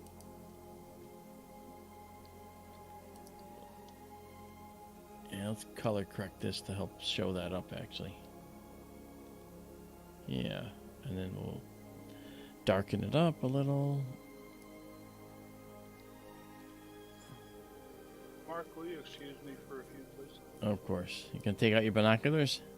Yes, All right. I'm gonna have to dress for it. All right. Right back. Sure. Daryl's going to check on the comet from his position.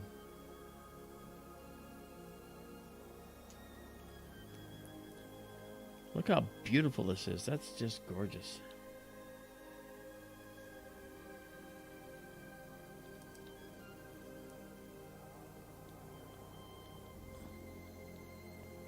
We got two little stars in there. That's stunning. Amazing. So this is an emission nebula. Again, ionized hydrogen. It's happening right here. And by the way, when I'm looking here, this is the live feed from the observatory on this screen. And on this screen, we have the actual broadcast software. I wonder if I can actually show you that. I don't know if I can show you that. We can try it. So, yeah, let me, the way I can show you that, just so you see what I'm talking about. I don't want you to wonder why I'm always looking somewhere else. How about, this will do it. Okay, so, okay, this is my office. There is the east telescope right there. Okay, this is my ship office. You can see my portholes up there. Okay. This is the screen with the broadcast. I'm sorry, the live feed from the observatory. This is the broadcast screen right here that you see. Right, so both of these screens I'm looking at all the time. So that kind of it throws you off a little bit when I'm looking to the left and I should be looking to the right, you know, that kind of thing. So I apologize for that, but that's just showing you how it all works. All right, so that's good. Okay. Now I can come back to this. So, ink. There we are. Oh, hi there. Okay. Oh, look out, Mint. So here we go. Alrighty, so we're making our beautiful northern Trifid Nebula here. It's an emission nebula where a couple stars actually were born in here, and they are ionizing that hydrogen. But you'll notice also up here, you see that again there's all dust throughout here. Notice how many stars you see here, and notice how few you see here. There's dust blocking these stars. All right, and it's very faint dust, but we're going to try and pull that out, pull that dust out and show you. Okay, and if we over process, we can kind of give you an idea of what's really there. All right, so you can see from this, you can see there's dust all throughout here, all up in here. It's pretty amazing. All right, so we'll go back to normal processing here, and then we will bring this down a little bit.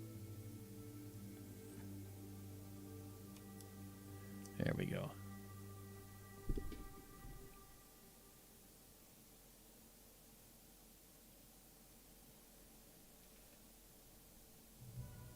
Izabela, yeah. Izabela talks about how the streams work. I'm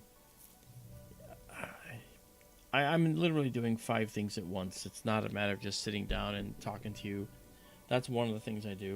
The other thing I'm doing is thinking ahead where we're going next. I gotta think ahead to the stack and check the status on the stack and make sure the stack is going properly in the background while doing everything else. Yeah, it's tricky, but you know what? I love that challenge. I've never backed down from a challenge like this. You know, I'm really like it. So it's gonna be the way I work, right? Okay, we're up to 6 stacked here, 65-second shots. Guiding is next to perfect, which is fantastic. Let's color correct again here. All right. So now the browns are showing up very clearly here. This is gorgeous.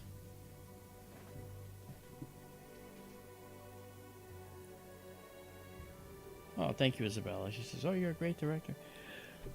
Well, I am the director of SkyTour LiveStream observatories, and you know what? You gotta walk the walk, right? So that's what I'm trying to do. Trying to bring astronomy to the masses, and not just to, you know, to fill your heads with all kinds of things about white dwarfs and neutron stars and, you know, degeneracy pressure and stuff like that. No, but to show you the beauty of the universe, so that when you go outside, I win if all you do is look up and say, there is so much more up there that I never even realized was there. I win. That's it. That's all I want. That's all I want.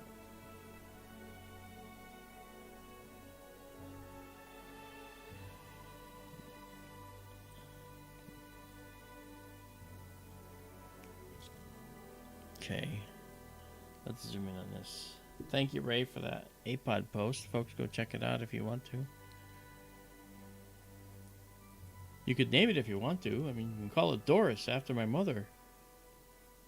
If you want. What's that from?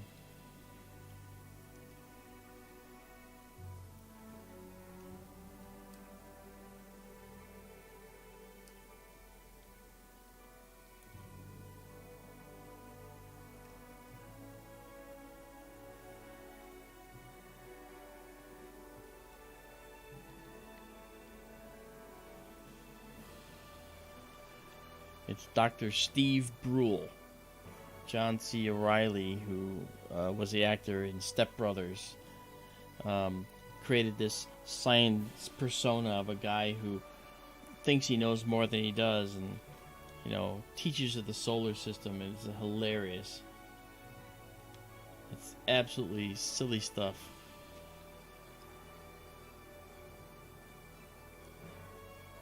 Okay, we're at 8 now. I had to do a longer exposure to pick up this dark dust because the northern Trifid needs more time.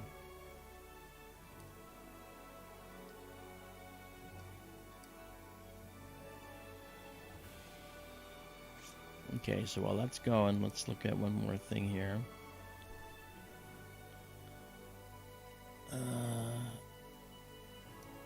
Let me back out a bit.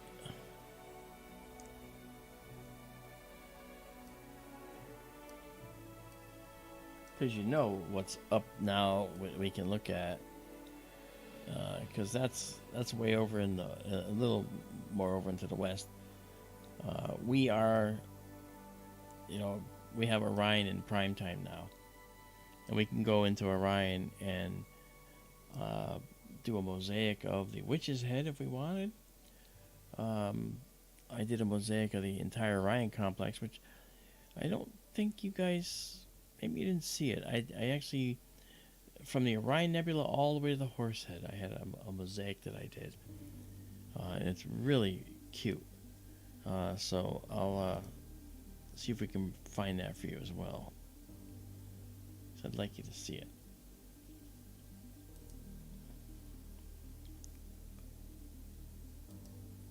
It was a private stream. I did it just privately to, I guess that's what private stream means. I did it privately just to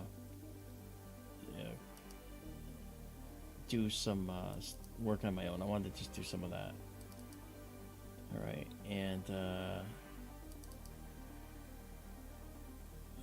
we go.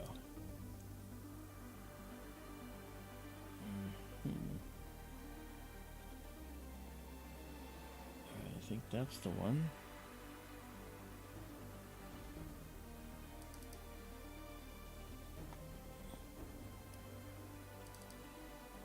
Okay. Now I'm gonna show you while this is working. Let's check out the Orion complex mosaic I did. Ready? Here we go. There we are. There you see all the way from Alnilam. You're not even seeing the whole thing. Well, let me kind of bring that down for you. This is the leftmost star in the belt. This is the next star. This is Alnilam. So we have Alnitak, Alnilam, and Mintak is just out of view on the right. And there's the Horsehead Nebula right here. Here's the Flame Nebula. And down here we have the Orion Nebula. And south we have the 13th Pearl. And we have additional gas. And of course we see our satellites that infect every shot now. But this is what it looks like in this whole region. So, if you go like a regular low exposure, this is what it looks like. But when you process it, that's what's there. Pretty cool, huh? There you are. So there's the Horsehead right there. Right, and then down we go, and we have the Orion Nebula here with the Running Man, vastly overexposed, but that's okay. I wanted to show this stuff. This is the 13th Pearl with its attendant Reflection Nebula hiding in the background there. So that's a very, very interesting nebula and region of space. So just thought you'd like to see that. Okay, this here, we're up to 12 shots. Are you back, Daryl? Thought I heard you come back. Me? No, the other Daryl. I said, are you back, Daryl? I was back for just a second, and I was away, and then I just came back. Oh, okay. What did you see? Little or nothing. Okay. Light pollution is an issue here. I remember when I could see the Milky Way from my yard. But light pollution is part of it. There may be some high thin clouds. Okay. I thought a time or two I was seeing a dim little fuzzy with averted vision. Okay. And that was about it. All right.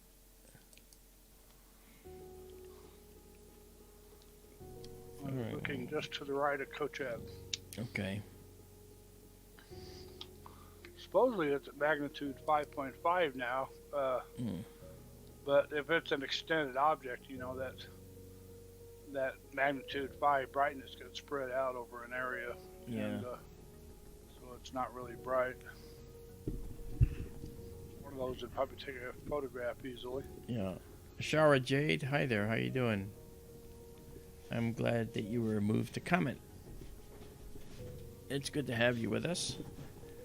And you guys, if you haven't subscribed, please do. I mean, there's so much to see here. We show you a lot of different things. And if you're not careful, you learn something, because I'm an astronomer. That's what I do. This is what we look like. And I call, Daryl's also a good friend and an astronomer with me.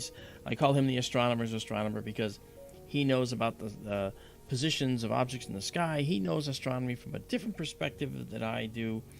I'm focused on the how the stuff works. He's focused on where the stuff is, and what's happening in the sky.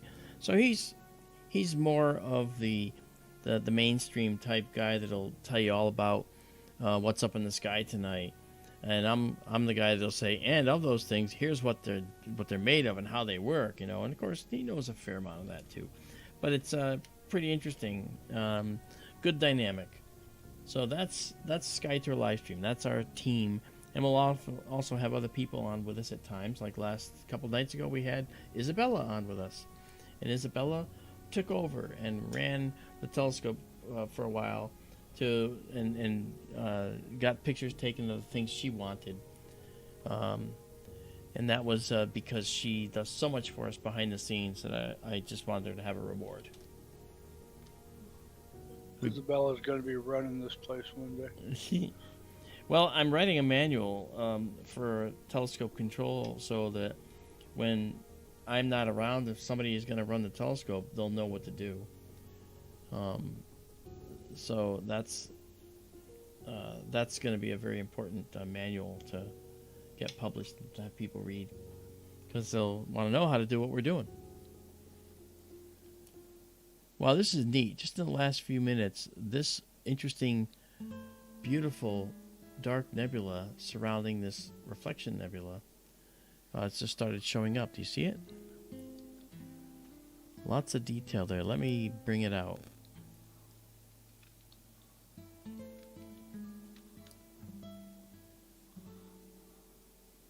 Let me just...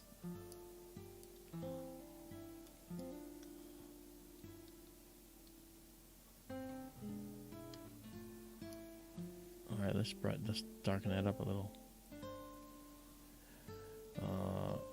I'm gonna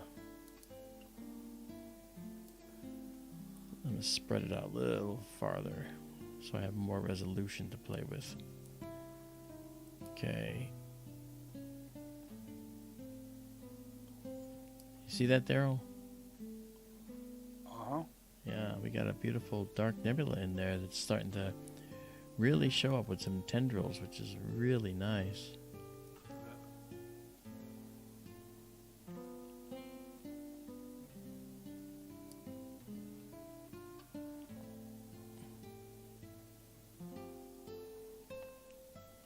Any ideas where you might want to go next?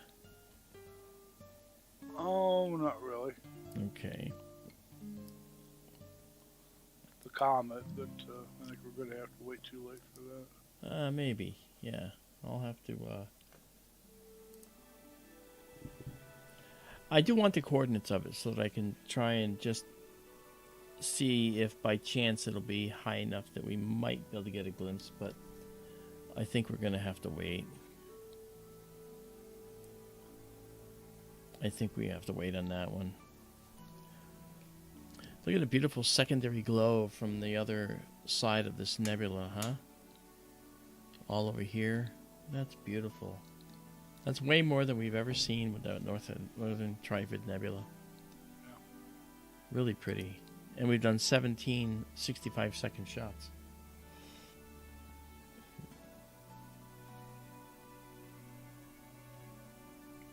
Yeah, Izabela says there are so many people in the audience that are doing so much too, being here every time, asking really good questions, and being active in chat. That is true. It's wonderful. And thank you for being here and doing that, all of you.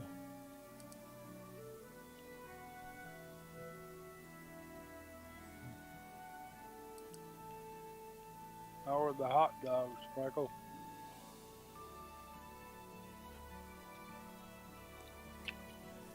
He had some hot dogs. You went to dinner, right? Yeah, he was going to have hot dogs for dinner. Okay. Let's pull this in right now.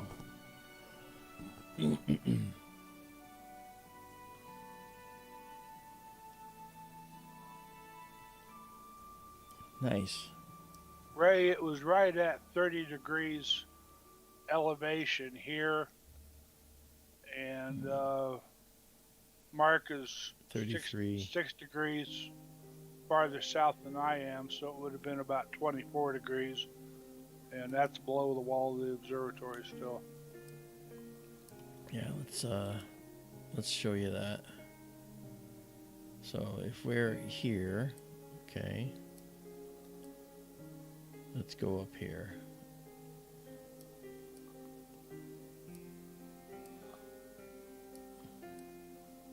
I love stellarium sometimes. Yeah, I know, right? It just dances around on you. So there's our subminer. We can see things right when they're about just a little below this. This point here represents 33 degrees for us. Okay, and this right here, this line, this horizontal line, actually, that's this. I zoom in to see it actually. Okay, this line here coming across from Polaris, if we draw horizontal, right, we actually can sort of see things down to about here, but we're talking about something that's down in here. So this is really right out of our range. And if I shut off the equatorial lines and bring in just the altitude lines, it's under 23 degrees here. So it's going to say it's not going to be functional here. Not yet. But when it's going to be up here in the next couple days, and we will be able to see it.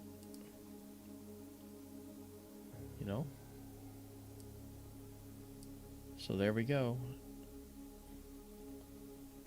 Obviously, the telescope can see Polaris because it gets polar aligned.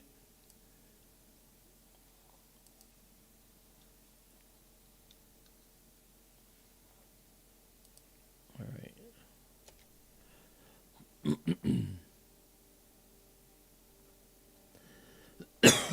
Excuse me. All right. So back on the northern Trifid. I think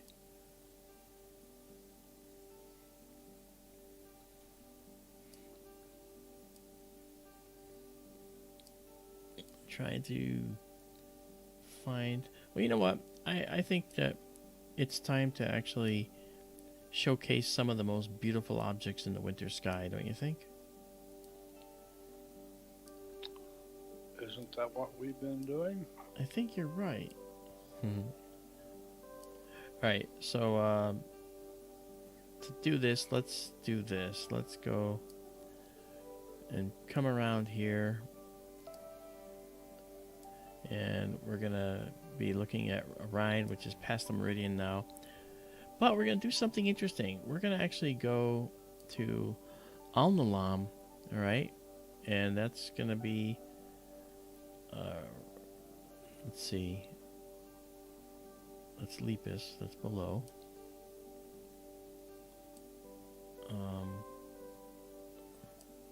There's Betelgeuse. So we're going to go to the Alnilam region because there's something cool right near Alnilam that we want to look at too.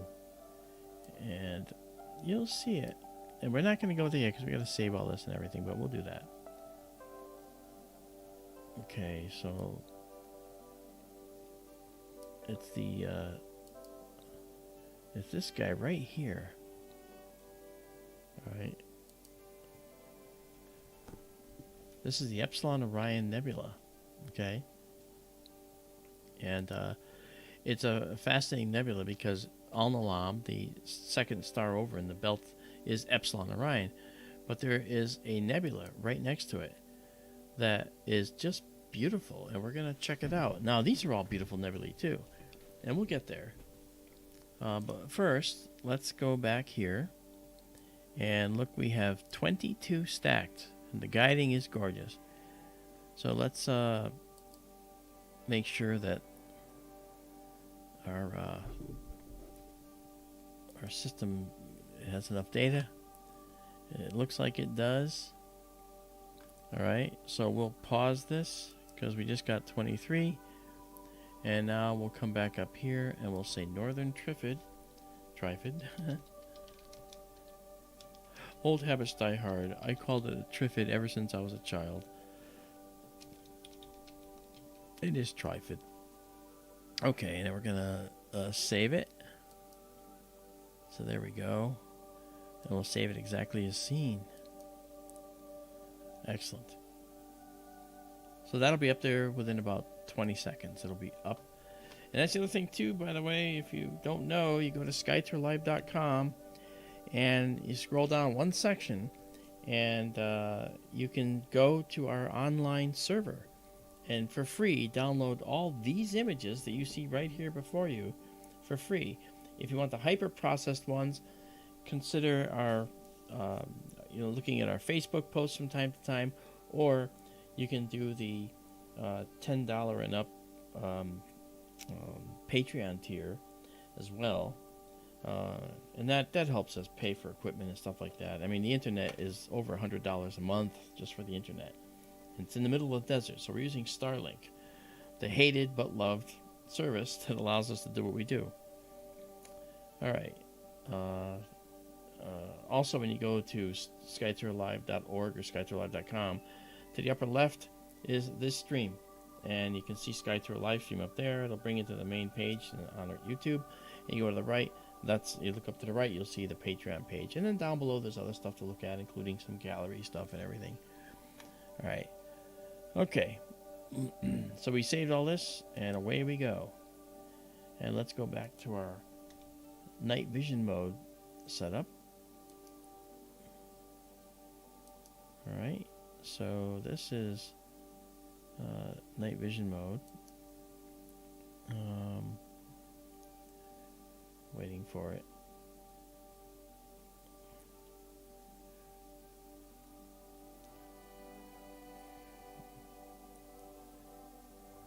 And here we go. Okay. Now I'll come here to our stellarium setup.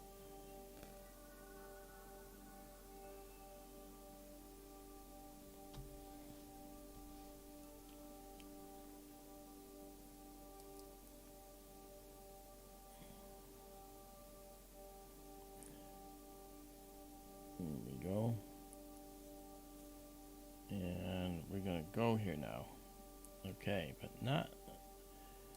Okay. A little bit of a delay on the internet connection here.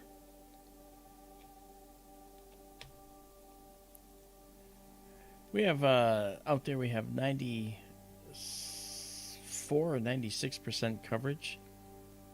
So, it takes... Sometimes you'll go as long as 30 seconds without service. But it doesn't get rid of anything, you know. All right, so I've told the telescope to go. You can see the telescope moving over my head right there. It's heading to Orion now, and it's going to Epsilon Orion Nebula. And as you can see, those look like very bright stars. And there we go. And there's Epsilon Orion, and there's the Epsilon Orion Nebula. You can just barely see it. Now, if we head out to, let's just do this real quick, see if we can do this.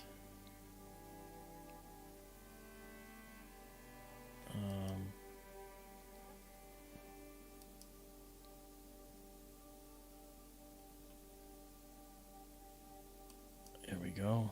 Okay. If we head to the east a little bit,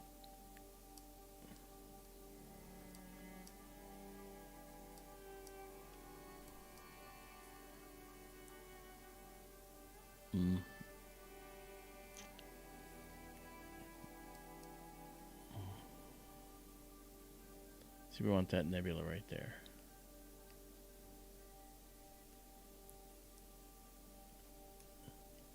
Okay, there's Alnilam. Alright. And it's Alnilam. There's the Flame Nebula, the Horsehead's down below. This is Alnilam. And we're going to go back and get this nebula.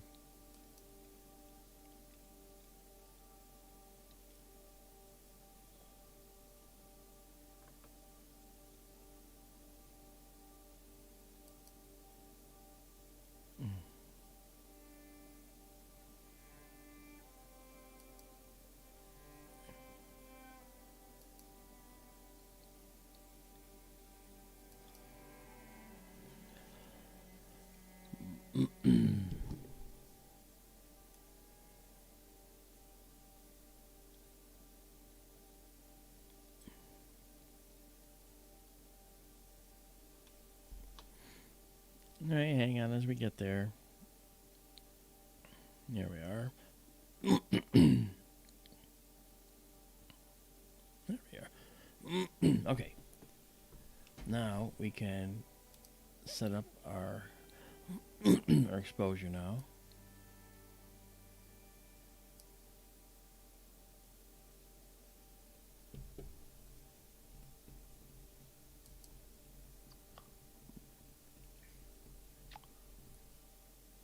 Remember Jack Horkheimer? Oh yes, Star Hustler. Yep, I remember him one night. He talked about the belt of Orion. Oh yeah, Alnilam, Alnilam, and Mintaka. Remember that? Oh yeah, and he said back then that Mintaka was about twice as far away as Alnilam or Alnitak. Yeah, that turned out not to be true, but that's all right. Okay.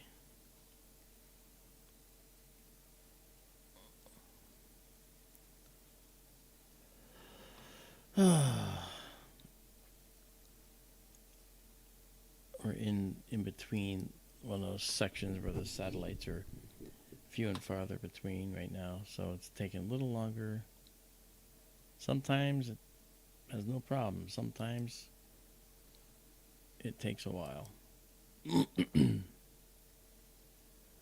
We'll clear this.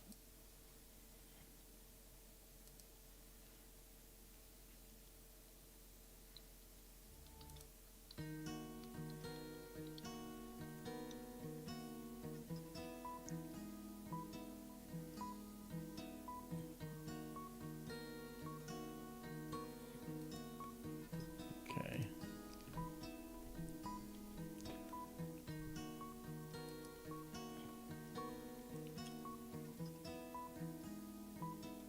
Let's pop out of this for a minute.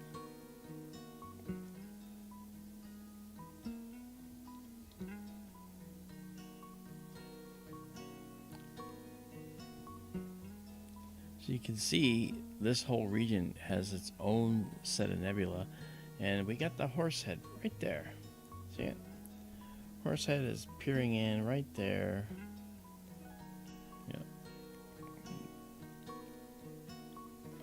There's just so much stuff in here. We're on the edge of a giant molecular cloud here. And when we say molecular cloud, like, what does that mean? Well, molecular cloud in space means an area where there's usually very dark nebula, molecules of carbon, molecules of silicon, and they string together to form particles of dust. And these dust ends up being a few microns long, and it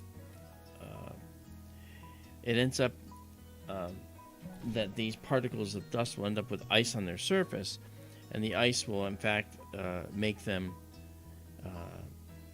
become somewhat, well, I should say, conducive to storage of all the fundamental building blocks for stars and planets. Because you have methanol ices, you have formaldehyde, you have carbon monoxide, carbon dioxide, water ices, ammonia ices. You have all these basic building blocks, and a lot of it's carbon-based stuff. And so carbon number 4 in abundance in the universe is going to be very prevalent wherever we go in the universe, especially in these dark clouds. So it's really something to see and explore these dark clouds, and that's just what we're doing. Now take a look here. You see this beautiful cloud here. It's just I would say the structure is amazing here. It is just amazing. So we're starting here, and we're showing these clouds. So we're going to move over and do the Horsehead and the Flame. And this is, let's see what it's doing here. I'm going to see if it's going to ignore any more frames. No, it's not. We're good.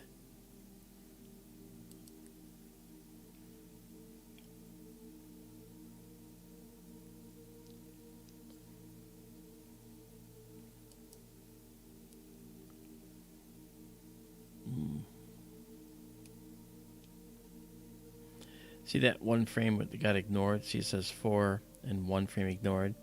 There's 4 and 1 frame ignored. It was just a little bit above, so I'm going to move that up a little bit, and that's going to be fine. I'm going to have a better idea what this is actually doing tomorrow. But man, this is something. Let's cut down the regular curve here. So you see how data curves, red, green, and blue, and there's a white curve in here that's sort of like the best fit. And so we want to align our curves to each other, and that's what I just did there. That's a color correction. And then we will then be able to use our curves here to do the final refinement. All right, and I've zoomed in on it now. So now I can actually say, well, let's just pull this out a little bit and then pull in the mid-level, all the objects that are mid-level in brightness. And when we do that, this yellow curve represents the data under the curve, under the stuff underneath. That's what we're pulling in. So this stuff we're not getting yet, all right? But this here, this starts riding up this black curve, the curve of data. And as we get farther along, a lot of that data is going to go away. So now watch, as I get to here, well, now you see what happens? The nebula goes away because we're on the other side of that curve. And as soon as we get to the peak, technically that's the most data we have, or the most that we can darken it without losing too much data. But as you back out, you'll see that there's data on this back side of the curve that's very subtle out here that you don't get. But so there is data there. And then this, bringing this closer, is called push processing. You'll notice it gets brighter and it gets noisier, right? And that's because we're actually pushing the data, and the more we do this, the rougher the data looks. So what we want to do is a blend. We want to be able to blend between the two, all right? which is what this is all about. Okay. So let's wait a second. There we go. So that's about right. So here's a beautiful little spot. Notice that guy has a dark nebula right there with a bright emission nebula. Just, there's a lot going on here. There's star formation going on in here, and it's really, really immense in terms of region. Okay, we've stacked 8 of these, and that's all we're going to do for now. And we're going to change his name to Epsilon Orion. This Epsilon Ori, and that's otherwise known as Alnilam. And we'll save it. And save it exactly as seen. If the illuminated nebula on the right there is part of the same chunk of the Orion molecular cloud as the Horsehead is silhouetted in front of. Yeah. Is that chunk on the right also being illuminated by Sigma? It's possible, but this close to a Alnilam, if it's close, I'd have to look and see. I don't know, but it's a good point. Let's go back to our night vision mode and get ourselves into the new position. There's our frame, but you'll see it all. Okay, so now we're going to head east again here. All right. And there is the Flame Nebula. And now we'll head south.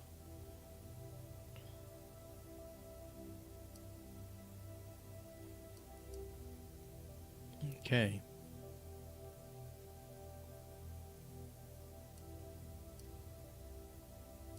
So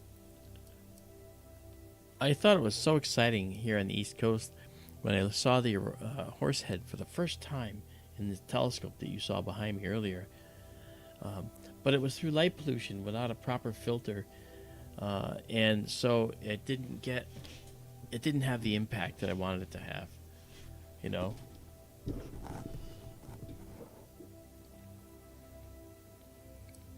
right, we're gonna bring this down just a tad.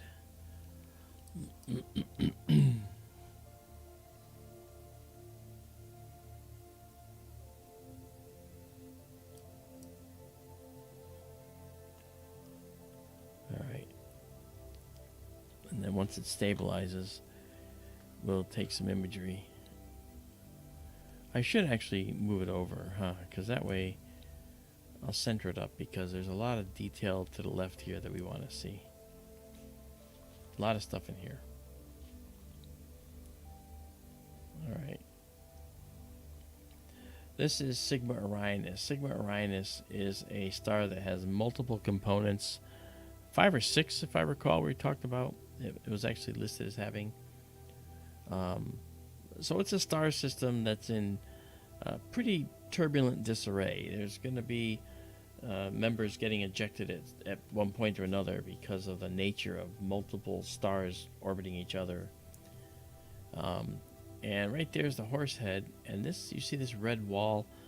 This is responsible for causing that red wall to be powered up and glow like it does red. On the other hand, Alnilam here is causing part of this nebula to glow, and then inside this nebula are other stars that are causing it to glow as well. And that's something that we'll talk about in just a few minutes, but you'll see it. So we're going to do a 55-second shot of this, because we are guiding now, and our guiding looks stable. Off we go. And let's bring in our live stack. And that's where we are, and we will clear this.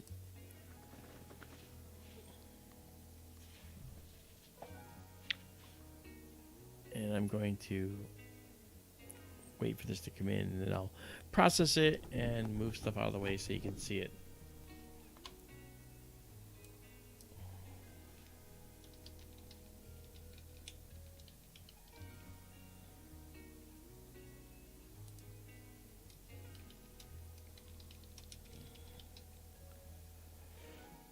And remember what this is.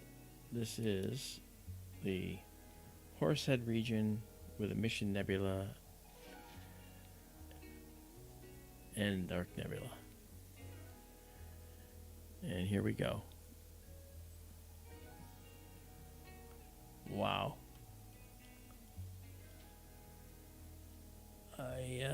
I'm going to clear that because the guiding wasn't as stable on that, so we'll get it to be there again. Sorry about that. I saw a little bit.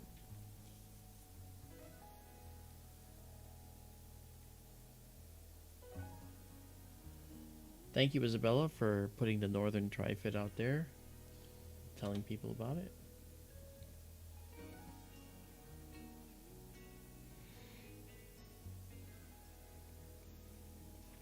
I guess Vera had to go.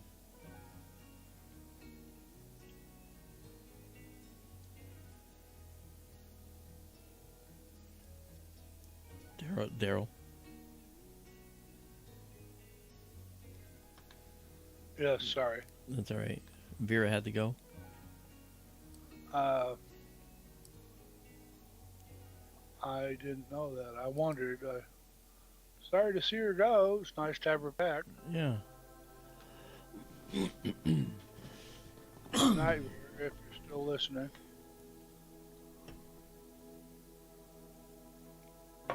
Okay, let's see what's going on here.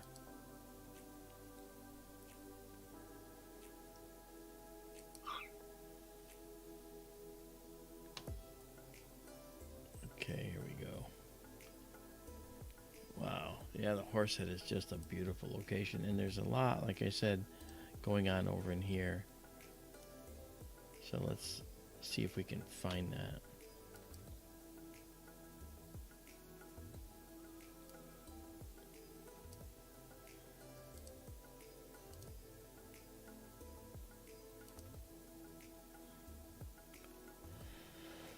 All right, let's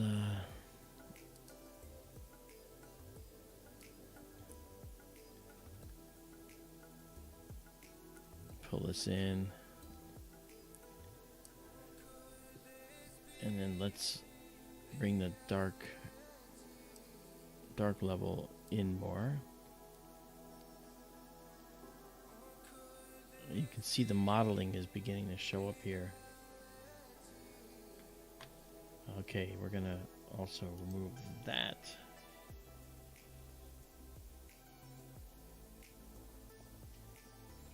All right.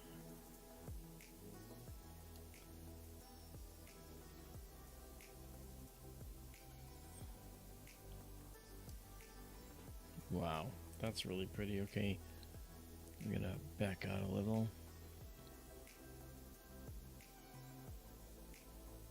Oh, look at that, huh?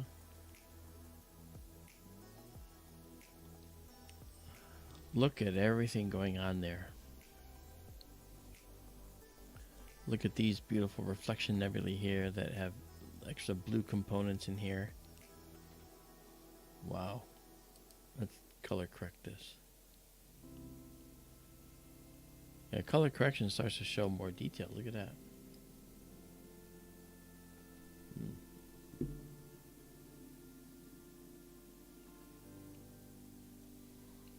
There's a bright line running down the wall. You mean this? Or are you talking about that? The bright line running down the wall. You mean this here? Yes. Oh, yeah. It looks like the edge of the, that's the edge of this, wall, I guess. Yeah, as you call it, as you might call it.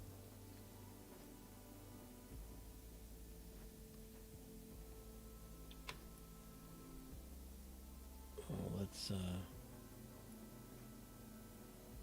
So we have a lot of noise in this image at the moment. And I see we have still have an issue with the guiding. We're just off a little bit in the guider.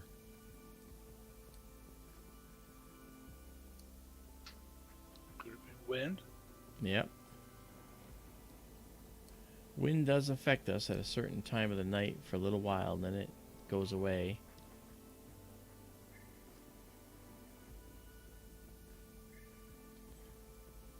For the northern Trifid, it wasn't bothering us, but now you can actually see there's slight deviations. And those slight deviations are probably caused by the wind.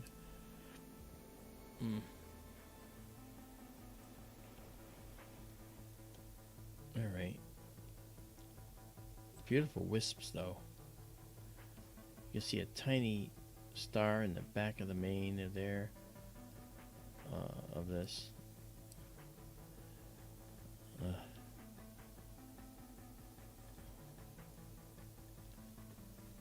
That's okay. This is I'm getting tired of fighting the delays with the internet here.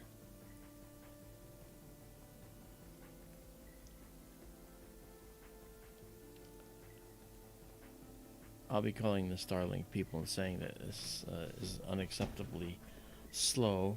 I mean, HughesNet was slow as well, but the cutouts like this are just not acceptable.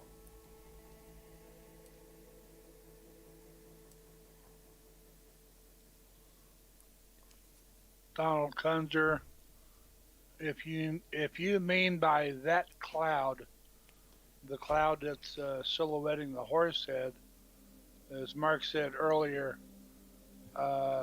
Sigma Orionis, the multiple star over to the right of the Horsehead, is lighting up that cloud.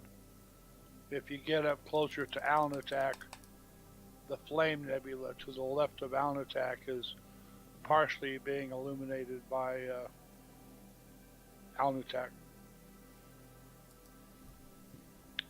Sigma is doing all the lighting up that you see there in the lower 3/4 of the image, I dare say. I think that you're right about Sigma. I mean, it's a very bright, hot star. Stars that live their lives the brightest also live the shortest.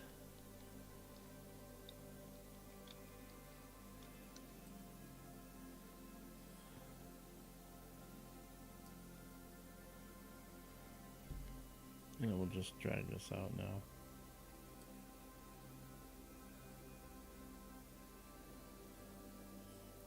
Softens up the noise. Okay, that's 8 here, so we'll do that again. Let's see, we'll pause that. And change this to Horsehead region.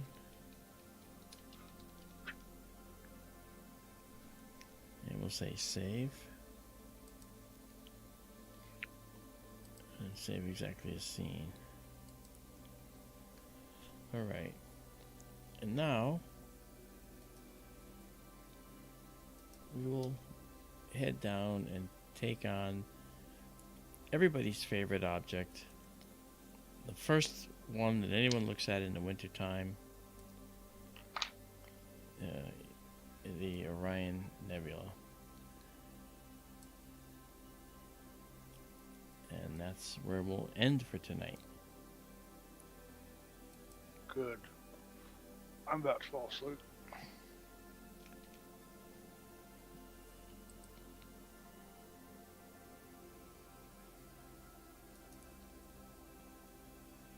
Well, nothing was keeping you here before. Except your own inquisitiveness and curiosity, I think. Or stubbornness. Or that. Okay, so there is Orion Nebula. Now, we're going to just drop it down a little more. And I'm going to do something. I'm going to take the image now at a lower gain. I'm going to go to 200 now and take a 12-second shot. Alright, after we get our guide star. So let's try that. That might be good. I can see Bill Murray. Oh, yeah. Well, you will in a second again. Okay. And here it comes. Let's get the curves aligned. And look at all the satellites. 1, 2, 3, 4. Those might be the geostationaries. You know? Well, I wondered that before. Yeah. These. That. Not sure about that. That might be. I have to look it up. Now you seeing Bill Murray again? Not so much, no. Okay, how about if we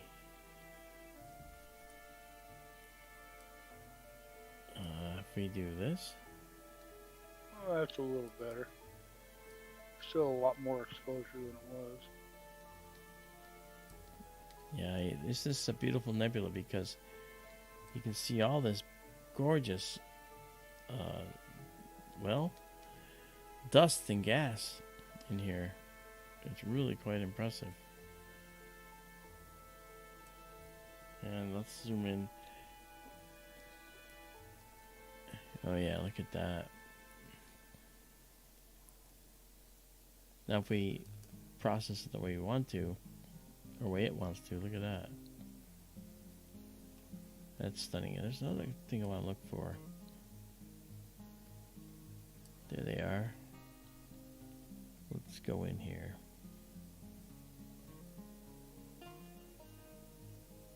And then we have these 1, 2, 3 little stars in there. They sit in this little dark nebula silhouette, and it's actually really kind of cool. The red, of course, is ionized hydrogen. This greenish blue, ionized oxygen. Two of the most abundant elements in the universe. Alright, so. Okay, Daryl. I get it. Let's do 30 seconds here.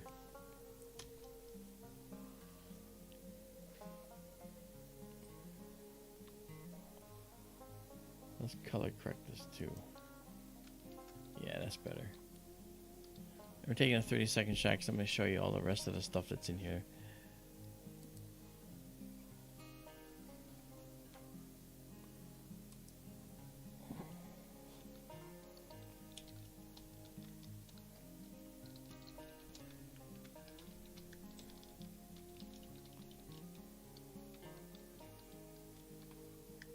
Oh, oops.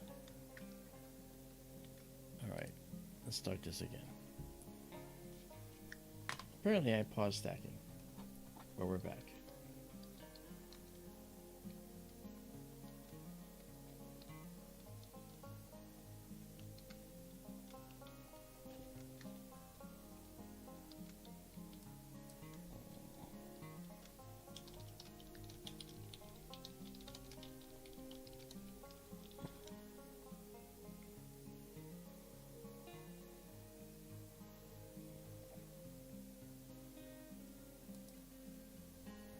Out.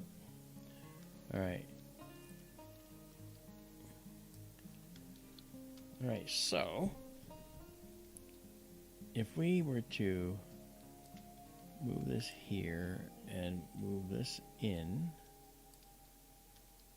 you'd see a lot of the dark nebula in between the two, which is really fascinating. And we're gonna do that. Let's bring that in. Okay, so this will show you very clearly what's really hidden in here.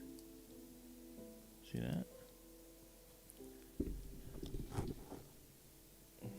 Color correction shows it easier too, as I just did.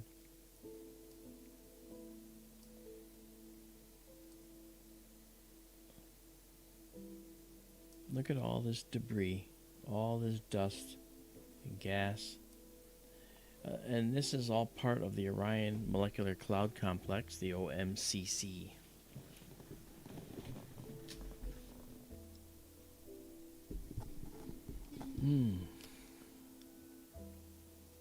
Outstanding.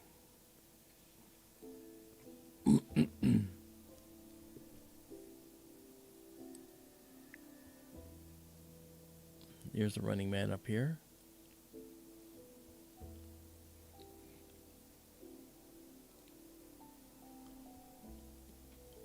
Beautiful.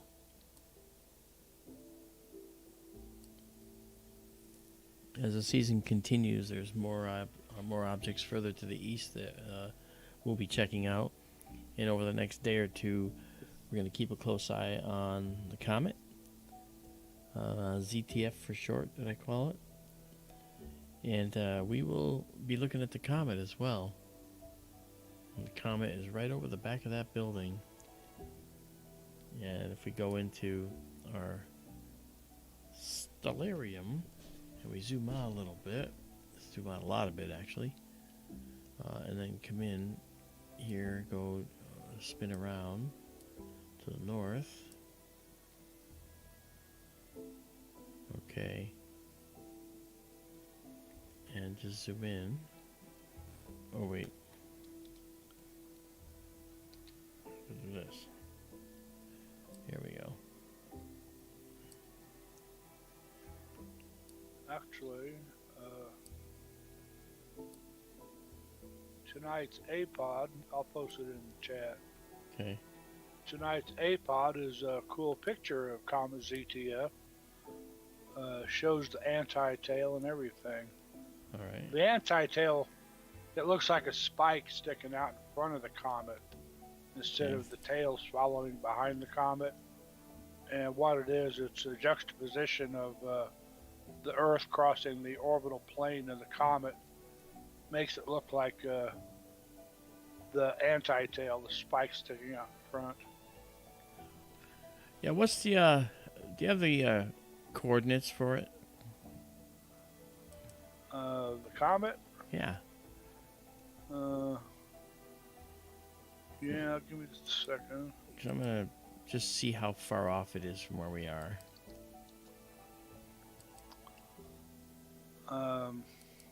Just a second. If you're gonna... This will be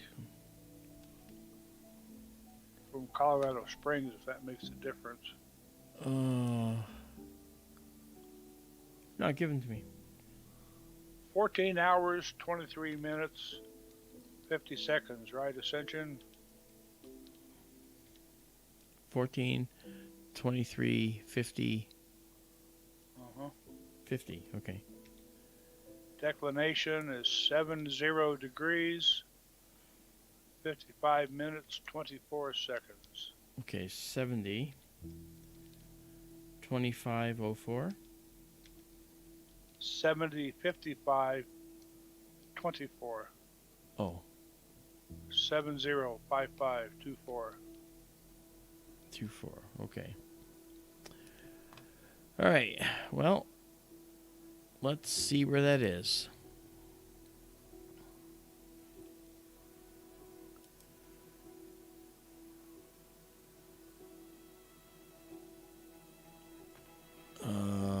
Go to.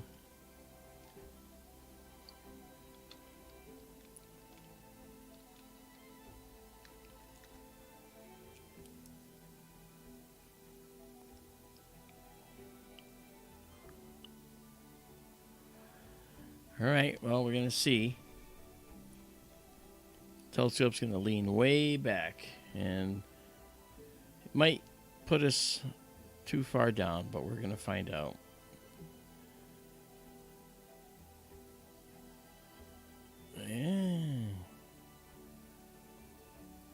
Yeah,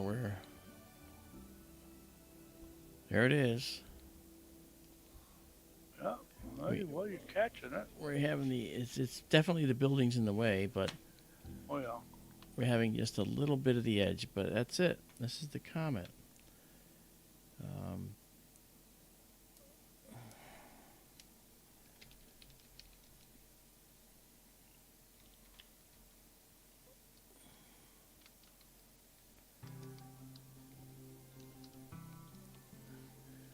All right. So let's.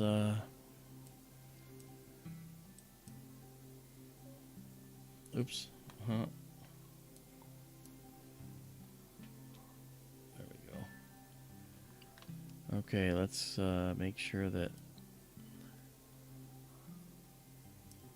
All right. Now, if we take a time exposure of this, what'll happen is it's going to probably have the edge of the building in it, and there'll be a red glow. That red glow is the little LED on the end of the camera, which is on the front of the telescope, reflecting off the wood of the wall. But let's give it a 20-second shot and see what that does. We're guiding on the stars. We're not guiding on the comet right now. Ray, the Comet is in my stellarium, but I use the online version. And Marc's stellarium is on his computer. I think he'd have to update his database. Well, I'm optimized for seeing stars. I'm not optimized for seeing anything else. Hey, look at that. Oh, there's the green. Yeah, that's definitely true.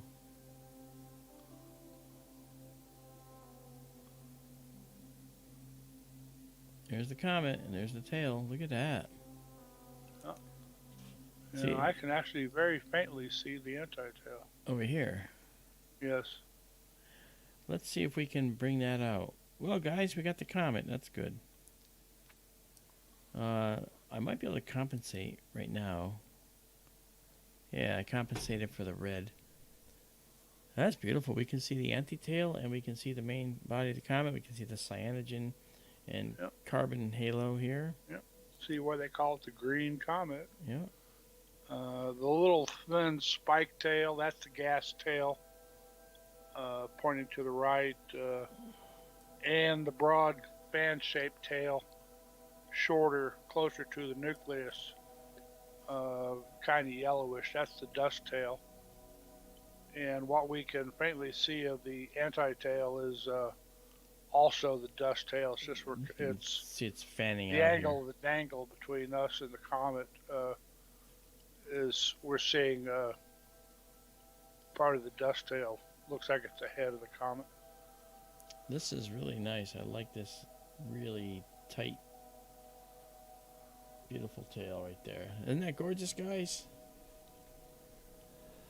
And that green stuff is what Flammarion and Arthur Conan Doyle got people all worked up about. Yeah, there was, because there is cyanogen, but it's also carbon molecules as well in this comet. And let's see if we can kind of isolate the nucleus a little better. Okay, so there you can see a little better what's going on here.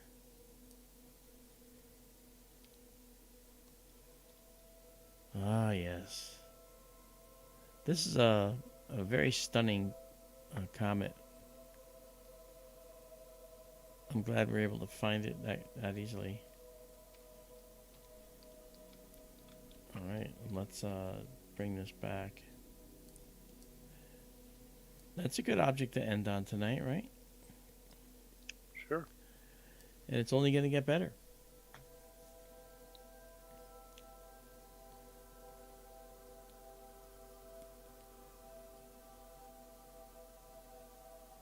Okay, and this is... What's the full name now? It's Comet 2023 E what? E... 2022. 2022? 2022. E3. Oh, E3, okay. And then ZTF. ZTF. All right.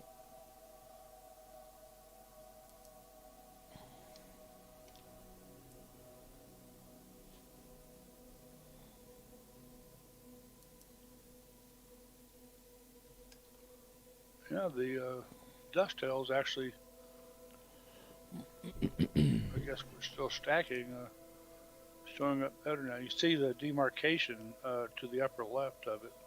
Yeah. The anti-tail. Right Yeah. there, yeah. You can see a fairly sharp line there on the upper left side of it. And what's interesting is we're actually doing this with the equivalent of like maybe a 4-inch telescope, because most of the telescope's aperture is below the wall right now. Mm. So our light gathering power is far less. But what's interesting is we literally, this is the left field, so it tells you that this is about, it's over 3 full moons across so far, and probably more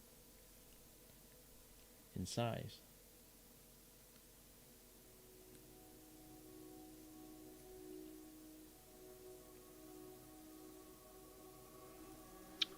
Cool. Yeah, really nice. So I'm going to got to see it. pause this and save it. And then I'm going to save it again. Just like this.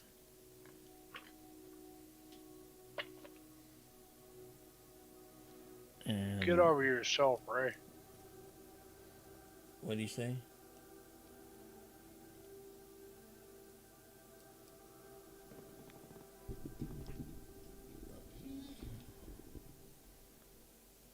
What was the issue? Nothing. Never mind. Carry on.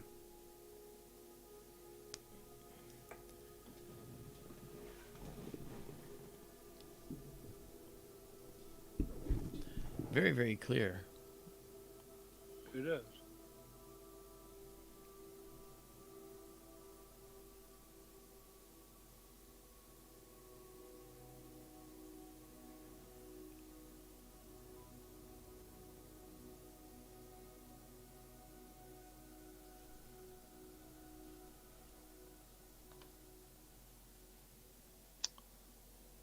Behold the green comet. Yeah.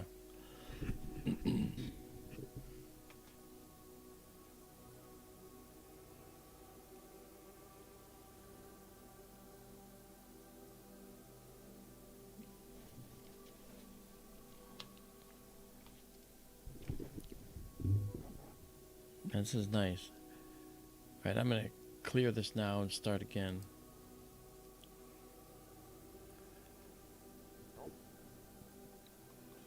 I believe the ZTF operates under Palomar Observatory. Oh, yeah? I think I read that somewhere. Okay. Yeah, there are people that love talking about it, right? And when I hear them talking about it, they call it the Zwicky Transit Facility. It's the Zwicky Transient Facility, not Transit Facility. Yeah. So I heard that. I was like, well, okay, get it. That's one little thing they could get right. For transient phenomena. Yeah. Things that change, things that come and go. Yeah, yeah. So this is really pretty. Now, the picture I just took, when you compare that picture with this picture, you'll see differences, very likely, in the tail. Now, the idea is we should be taking fairly short photos, and we stack 3. So I'm going to pause again and save, and then save exactly as seen. All right. And we're going to skip for a few minutes, and then we'll go and let's go watch it live, and then we'll come back and stack again.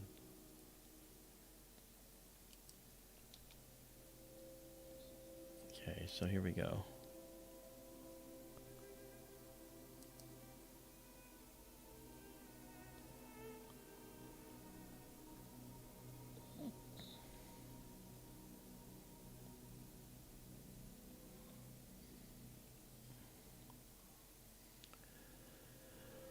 C&D boy,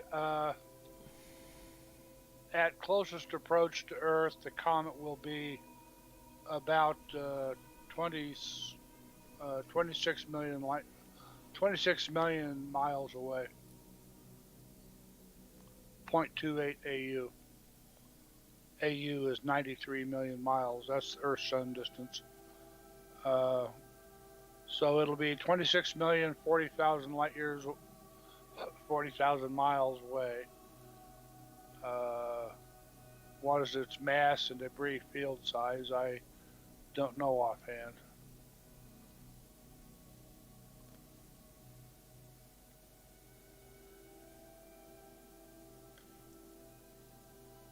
Cosmic Ray says, is it hard to guide on a comet coma? You have to... It's a different guide rate than the stars. So you can approximate it by increasing your guide rate a little bit to a multiple of what you're doing now, right, for guiding with the stars. And that's possible. But we are guiding on the stars, and I don't do lunar guiding or comet guiding. I'm not doing any of that.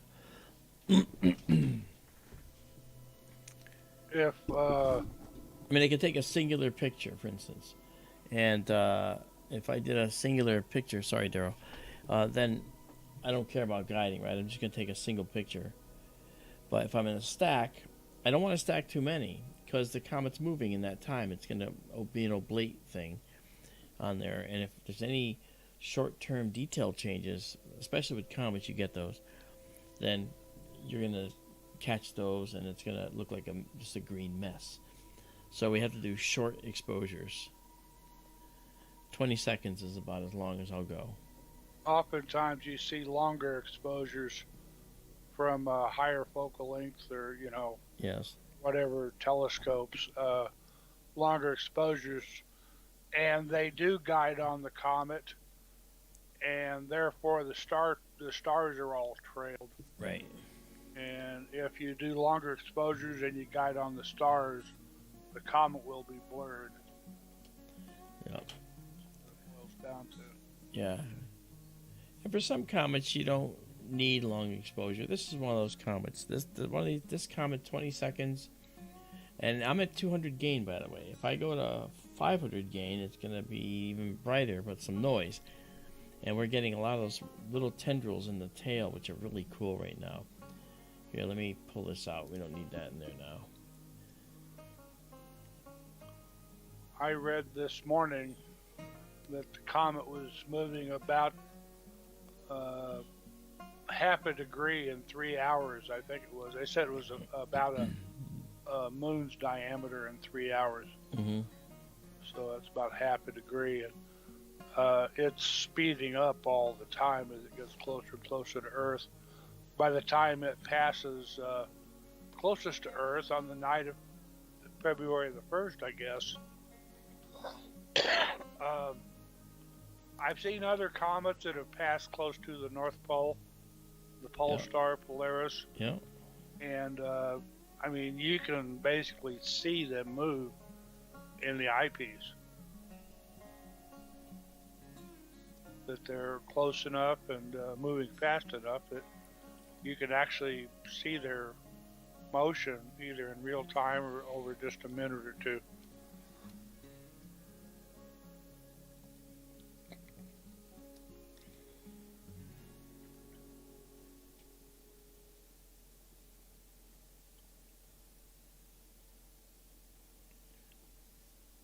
What's that work out to be, like 0.2 arc minutes per minute? 0.2 of an arc minute per minute, I think. So if we wait 3 minutes, we should be able to see it change.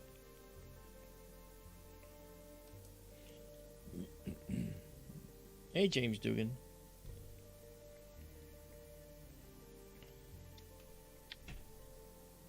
Sorry. I think it's like 0.16.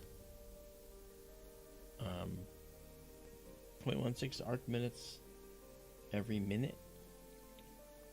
If it's going to be 30 minutes of arc in 3 hours, 3 hours is 180 minutes. Yeah. So 30 minutes divided by 180 is 0.16. So that's going to be 0.16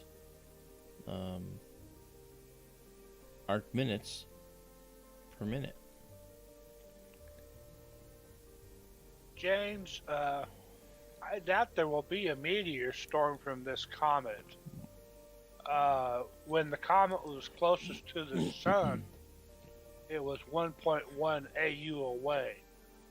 In other words, it was farther away from the sun than the Earth is. And it's been moving away from the sun ever since. Now, it's coming closer to us, but it's still outside Earth's orbit.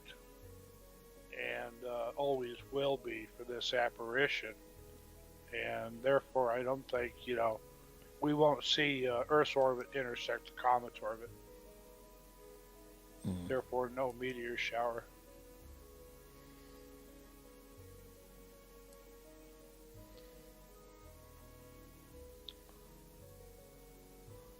The comet has moved notably since, I looked early tonight, or this afternoon, and the comet was closer to Furcad, farther down.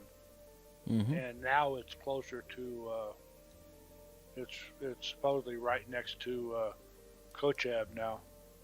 At the top of the bowl of the Little Dipper. Furcad is at the bottom of the bowl of the Little Dipper. So it's moved about that width here just this evening. And it's only going to keep moving faster night by night.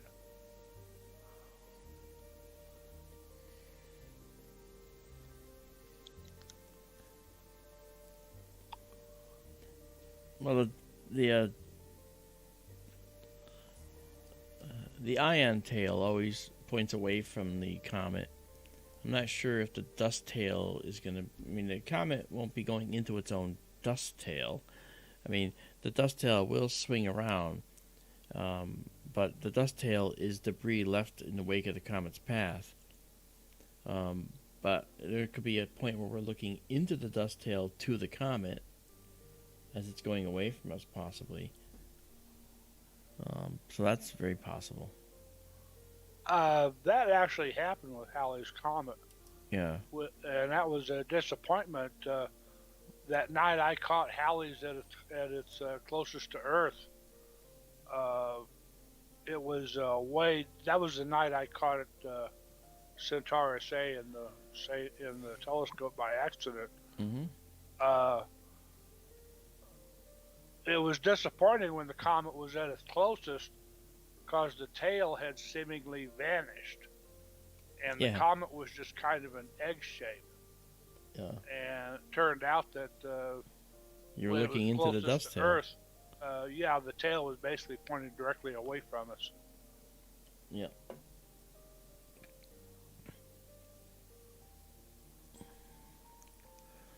So the angle of the dangle. Based on 0.16 arc minutes per minute,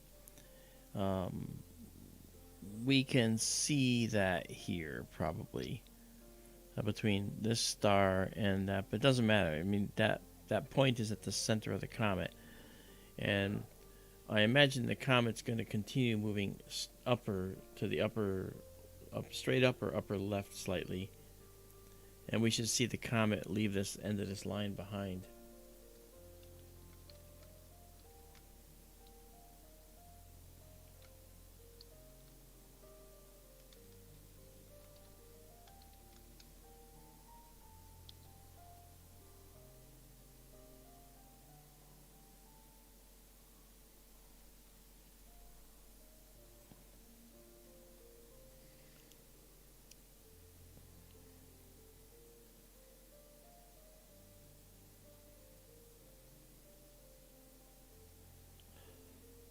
And as you can see, the comet has already left the line behind, guys. Look at that.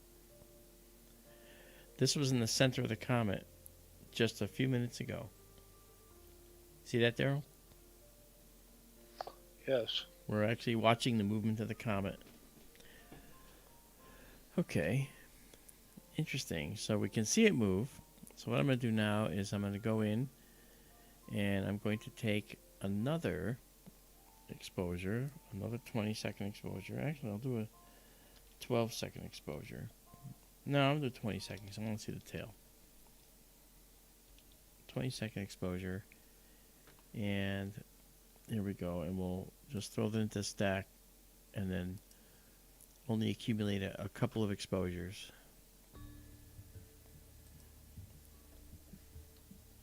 Okay, let's pull this down to, say, 75%. That is a cool image, Izabela. Thank you for sharing that.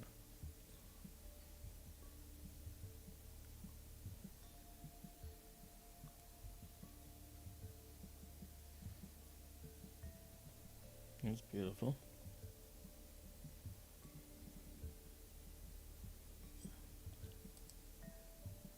Molecular carbon, cyanogen,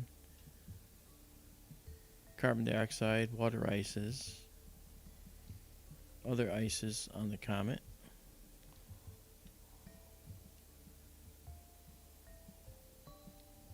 That's a beautiful shot right there. Look at that.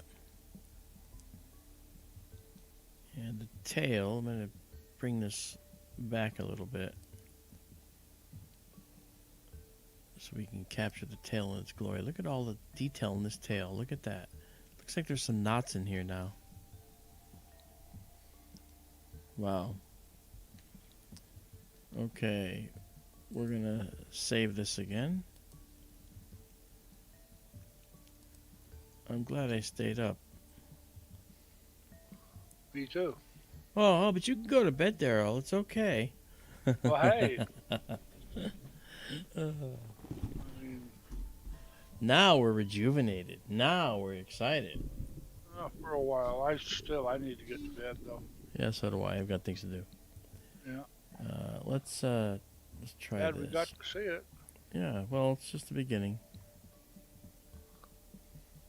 All right, just the beginning.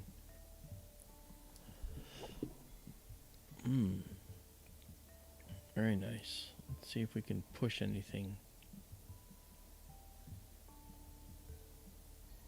The tail definitely has like strands and knots in it. That's pretty cool. Those will show up at processing.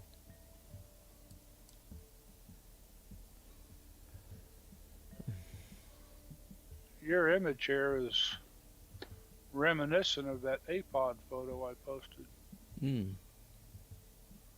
I mean, it's showing the same thing.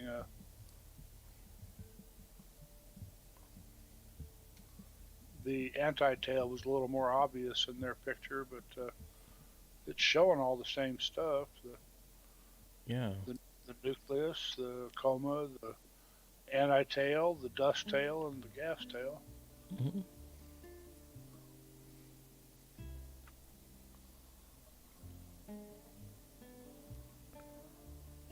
Okay, so we're going to clear and do it again. Actually, let me save it. I already did, okay. So we'll clear and resume.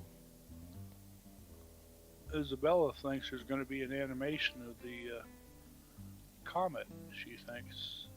Oh, I have done that before. I wouldn't be surprised. Yep. Okay, so here comes the first one again. Yep, that's something else.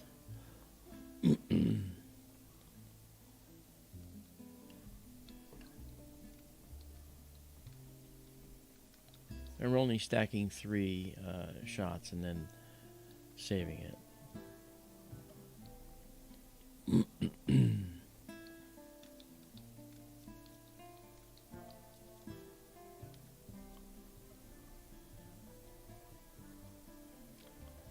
I remember that movie, Life Force. Yeah. Here we go. There's our 3. Now we'll save it.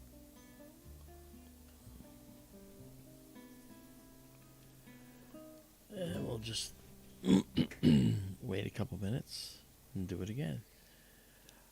I do have to go to bed. It's 2 a.m. now. Yeah. All right. But we're getting some nice views of the comet. That's nice. And we're still using the equivalent of what probably is now a 6-inch scope, maybe a 5-inch. So we're not even getting the full light gathering power of this telescope at this point.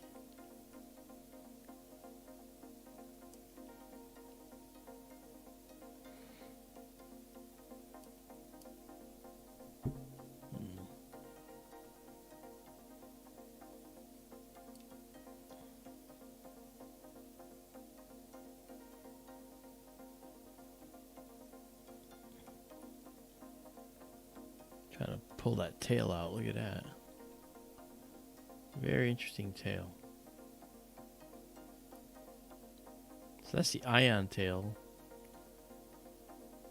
pointing directly away from the sun. And here's the dust tail fanned out.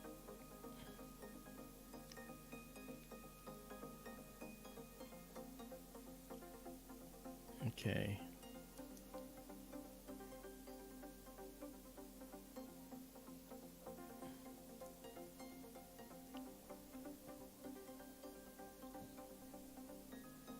Okay. So let's do this again. And we're gonna save this. I did already. Okay, good. So I'll clear it. And we have another one now.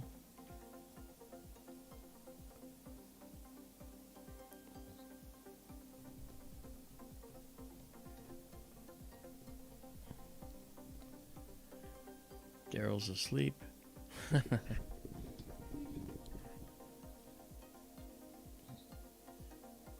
right. We got 2.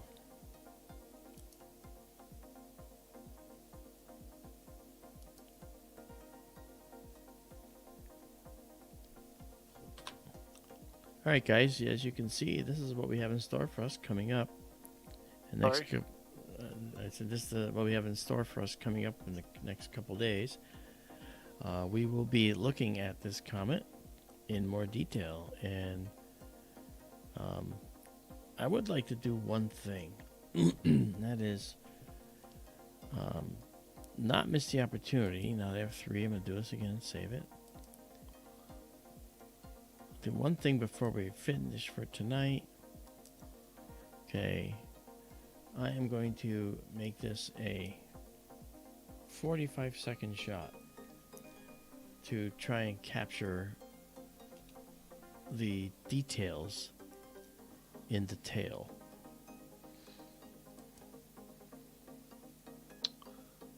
If you look at the A-pod compared to this, the angles of the tails are slightly different. Yeah.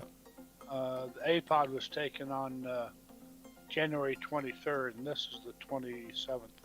Okay. So 4 days difference. It was still closer to the orbital plane of the comet then, so I think the gas tail was a bit more well defined, and or the dust tail, and the gas tail had a little different angle. All right. It was angled up a little higher, but I mean the similarities are quite noticeable. Okay. All right, so let's process that. What do we get? Oh, look at that. That's very nice. That's a 45-second shot.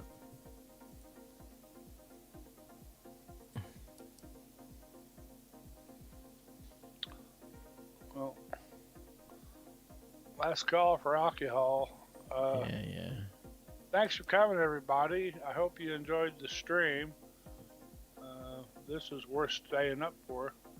Yeah, I got to. I've been wanting to see the comet. Yeah.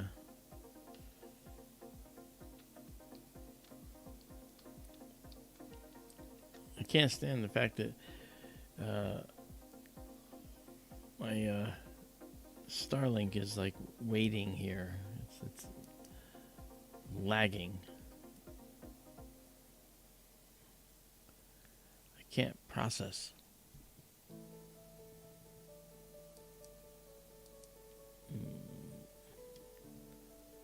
That's really pretty. You can see the dust tail very nicely here.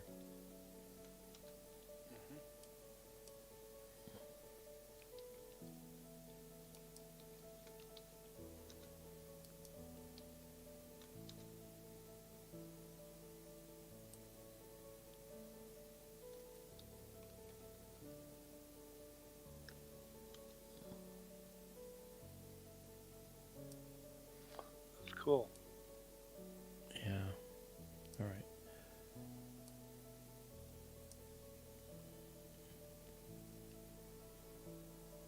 All right, so we're going to pause this if it'll let me. And we're going to just save it. Good, we got the save. Okay. Well, there we are. That's enough for tonight. We got a lot on that comet. So that was very pleasing. So now what we'll do is we'll be back to this comet tomorrow if we can. And then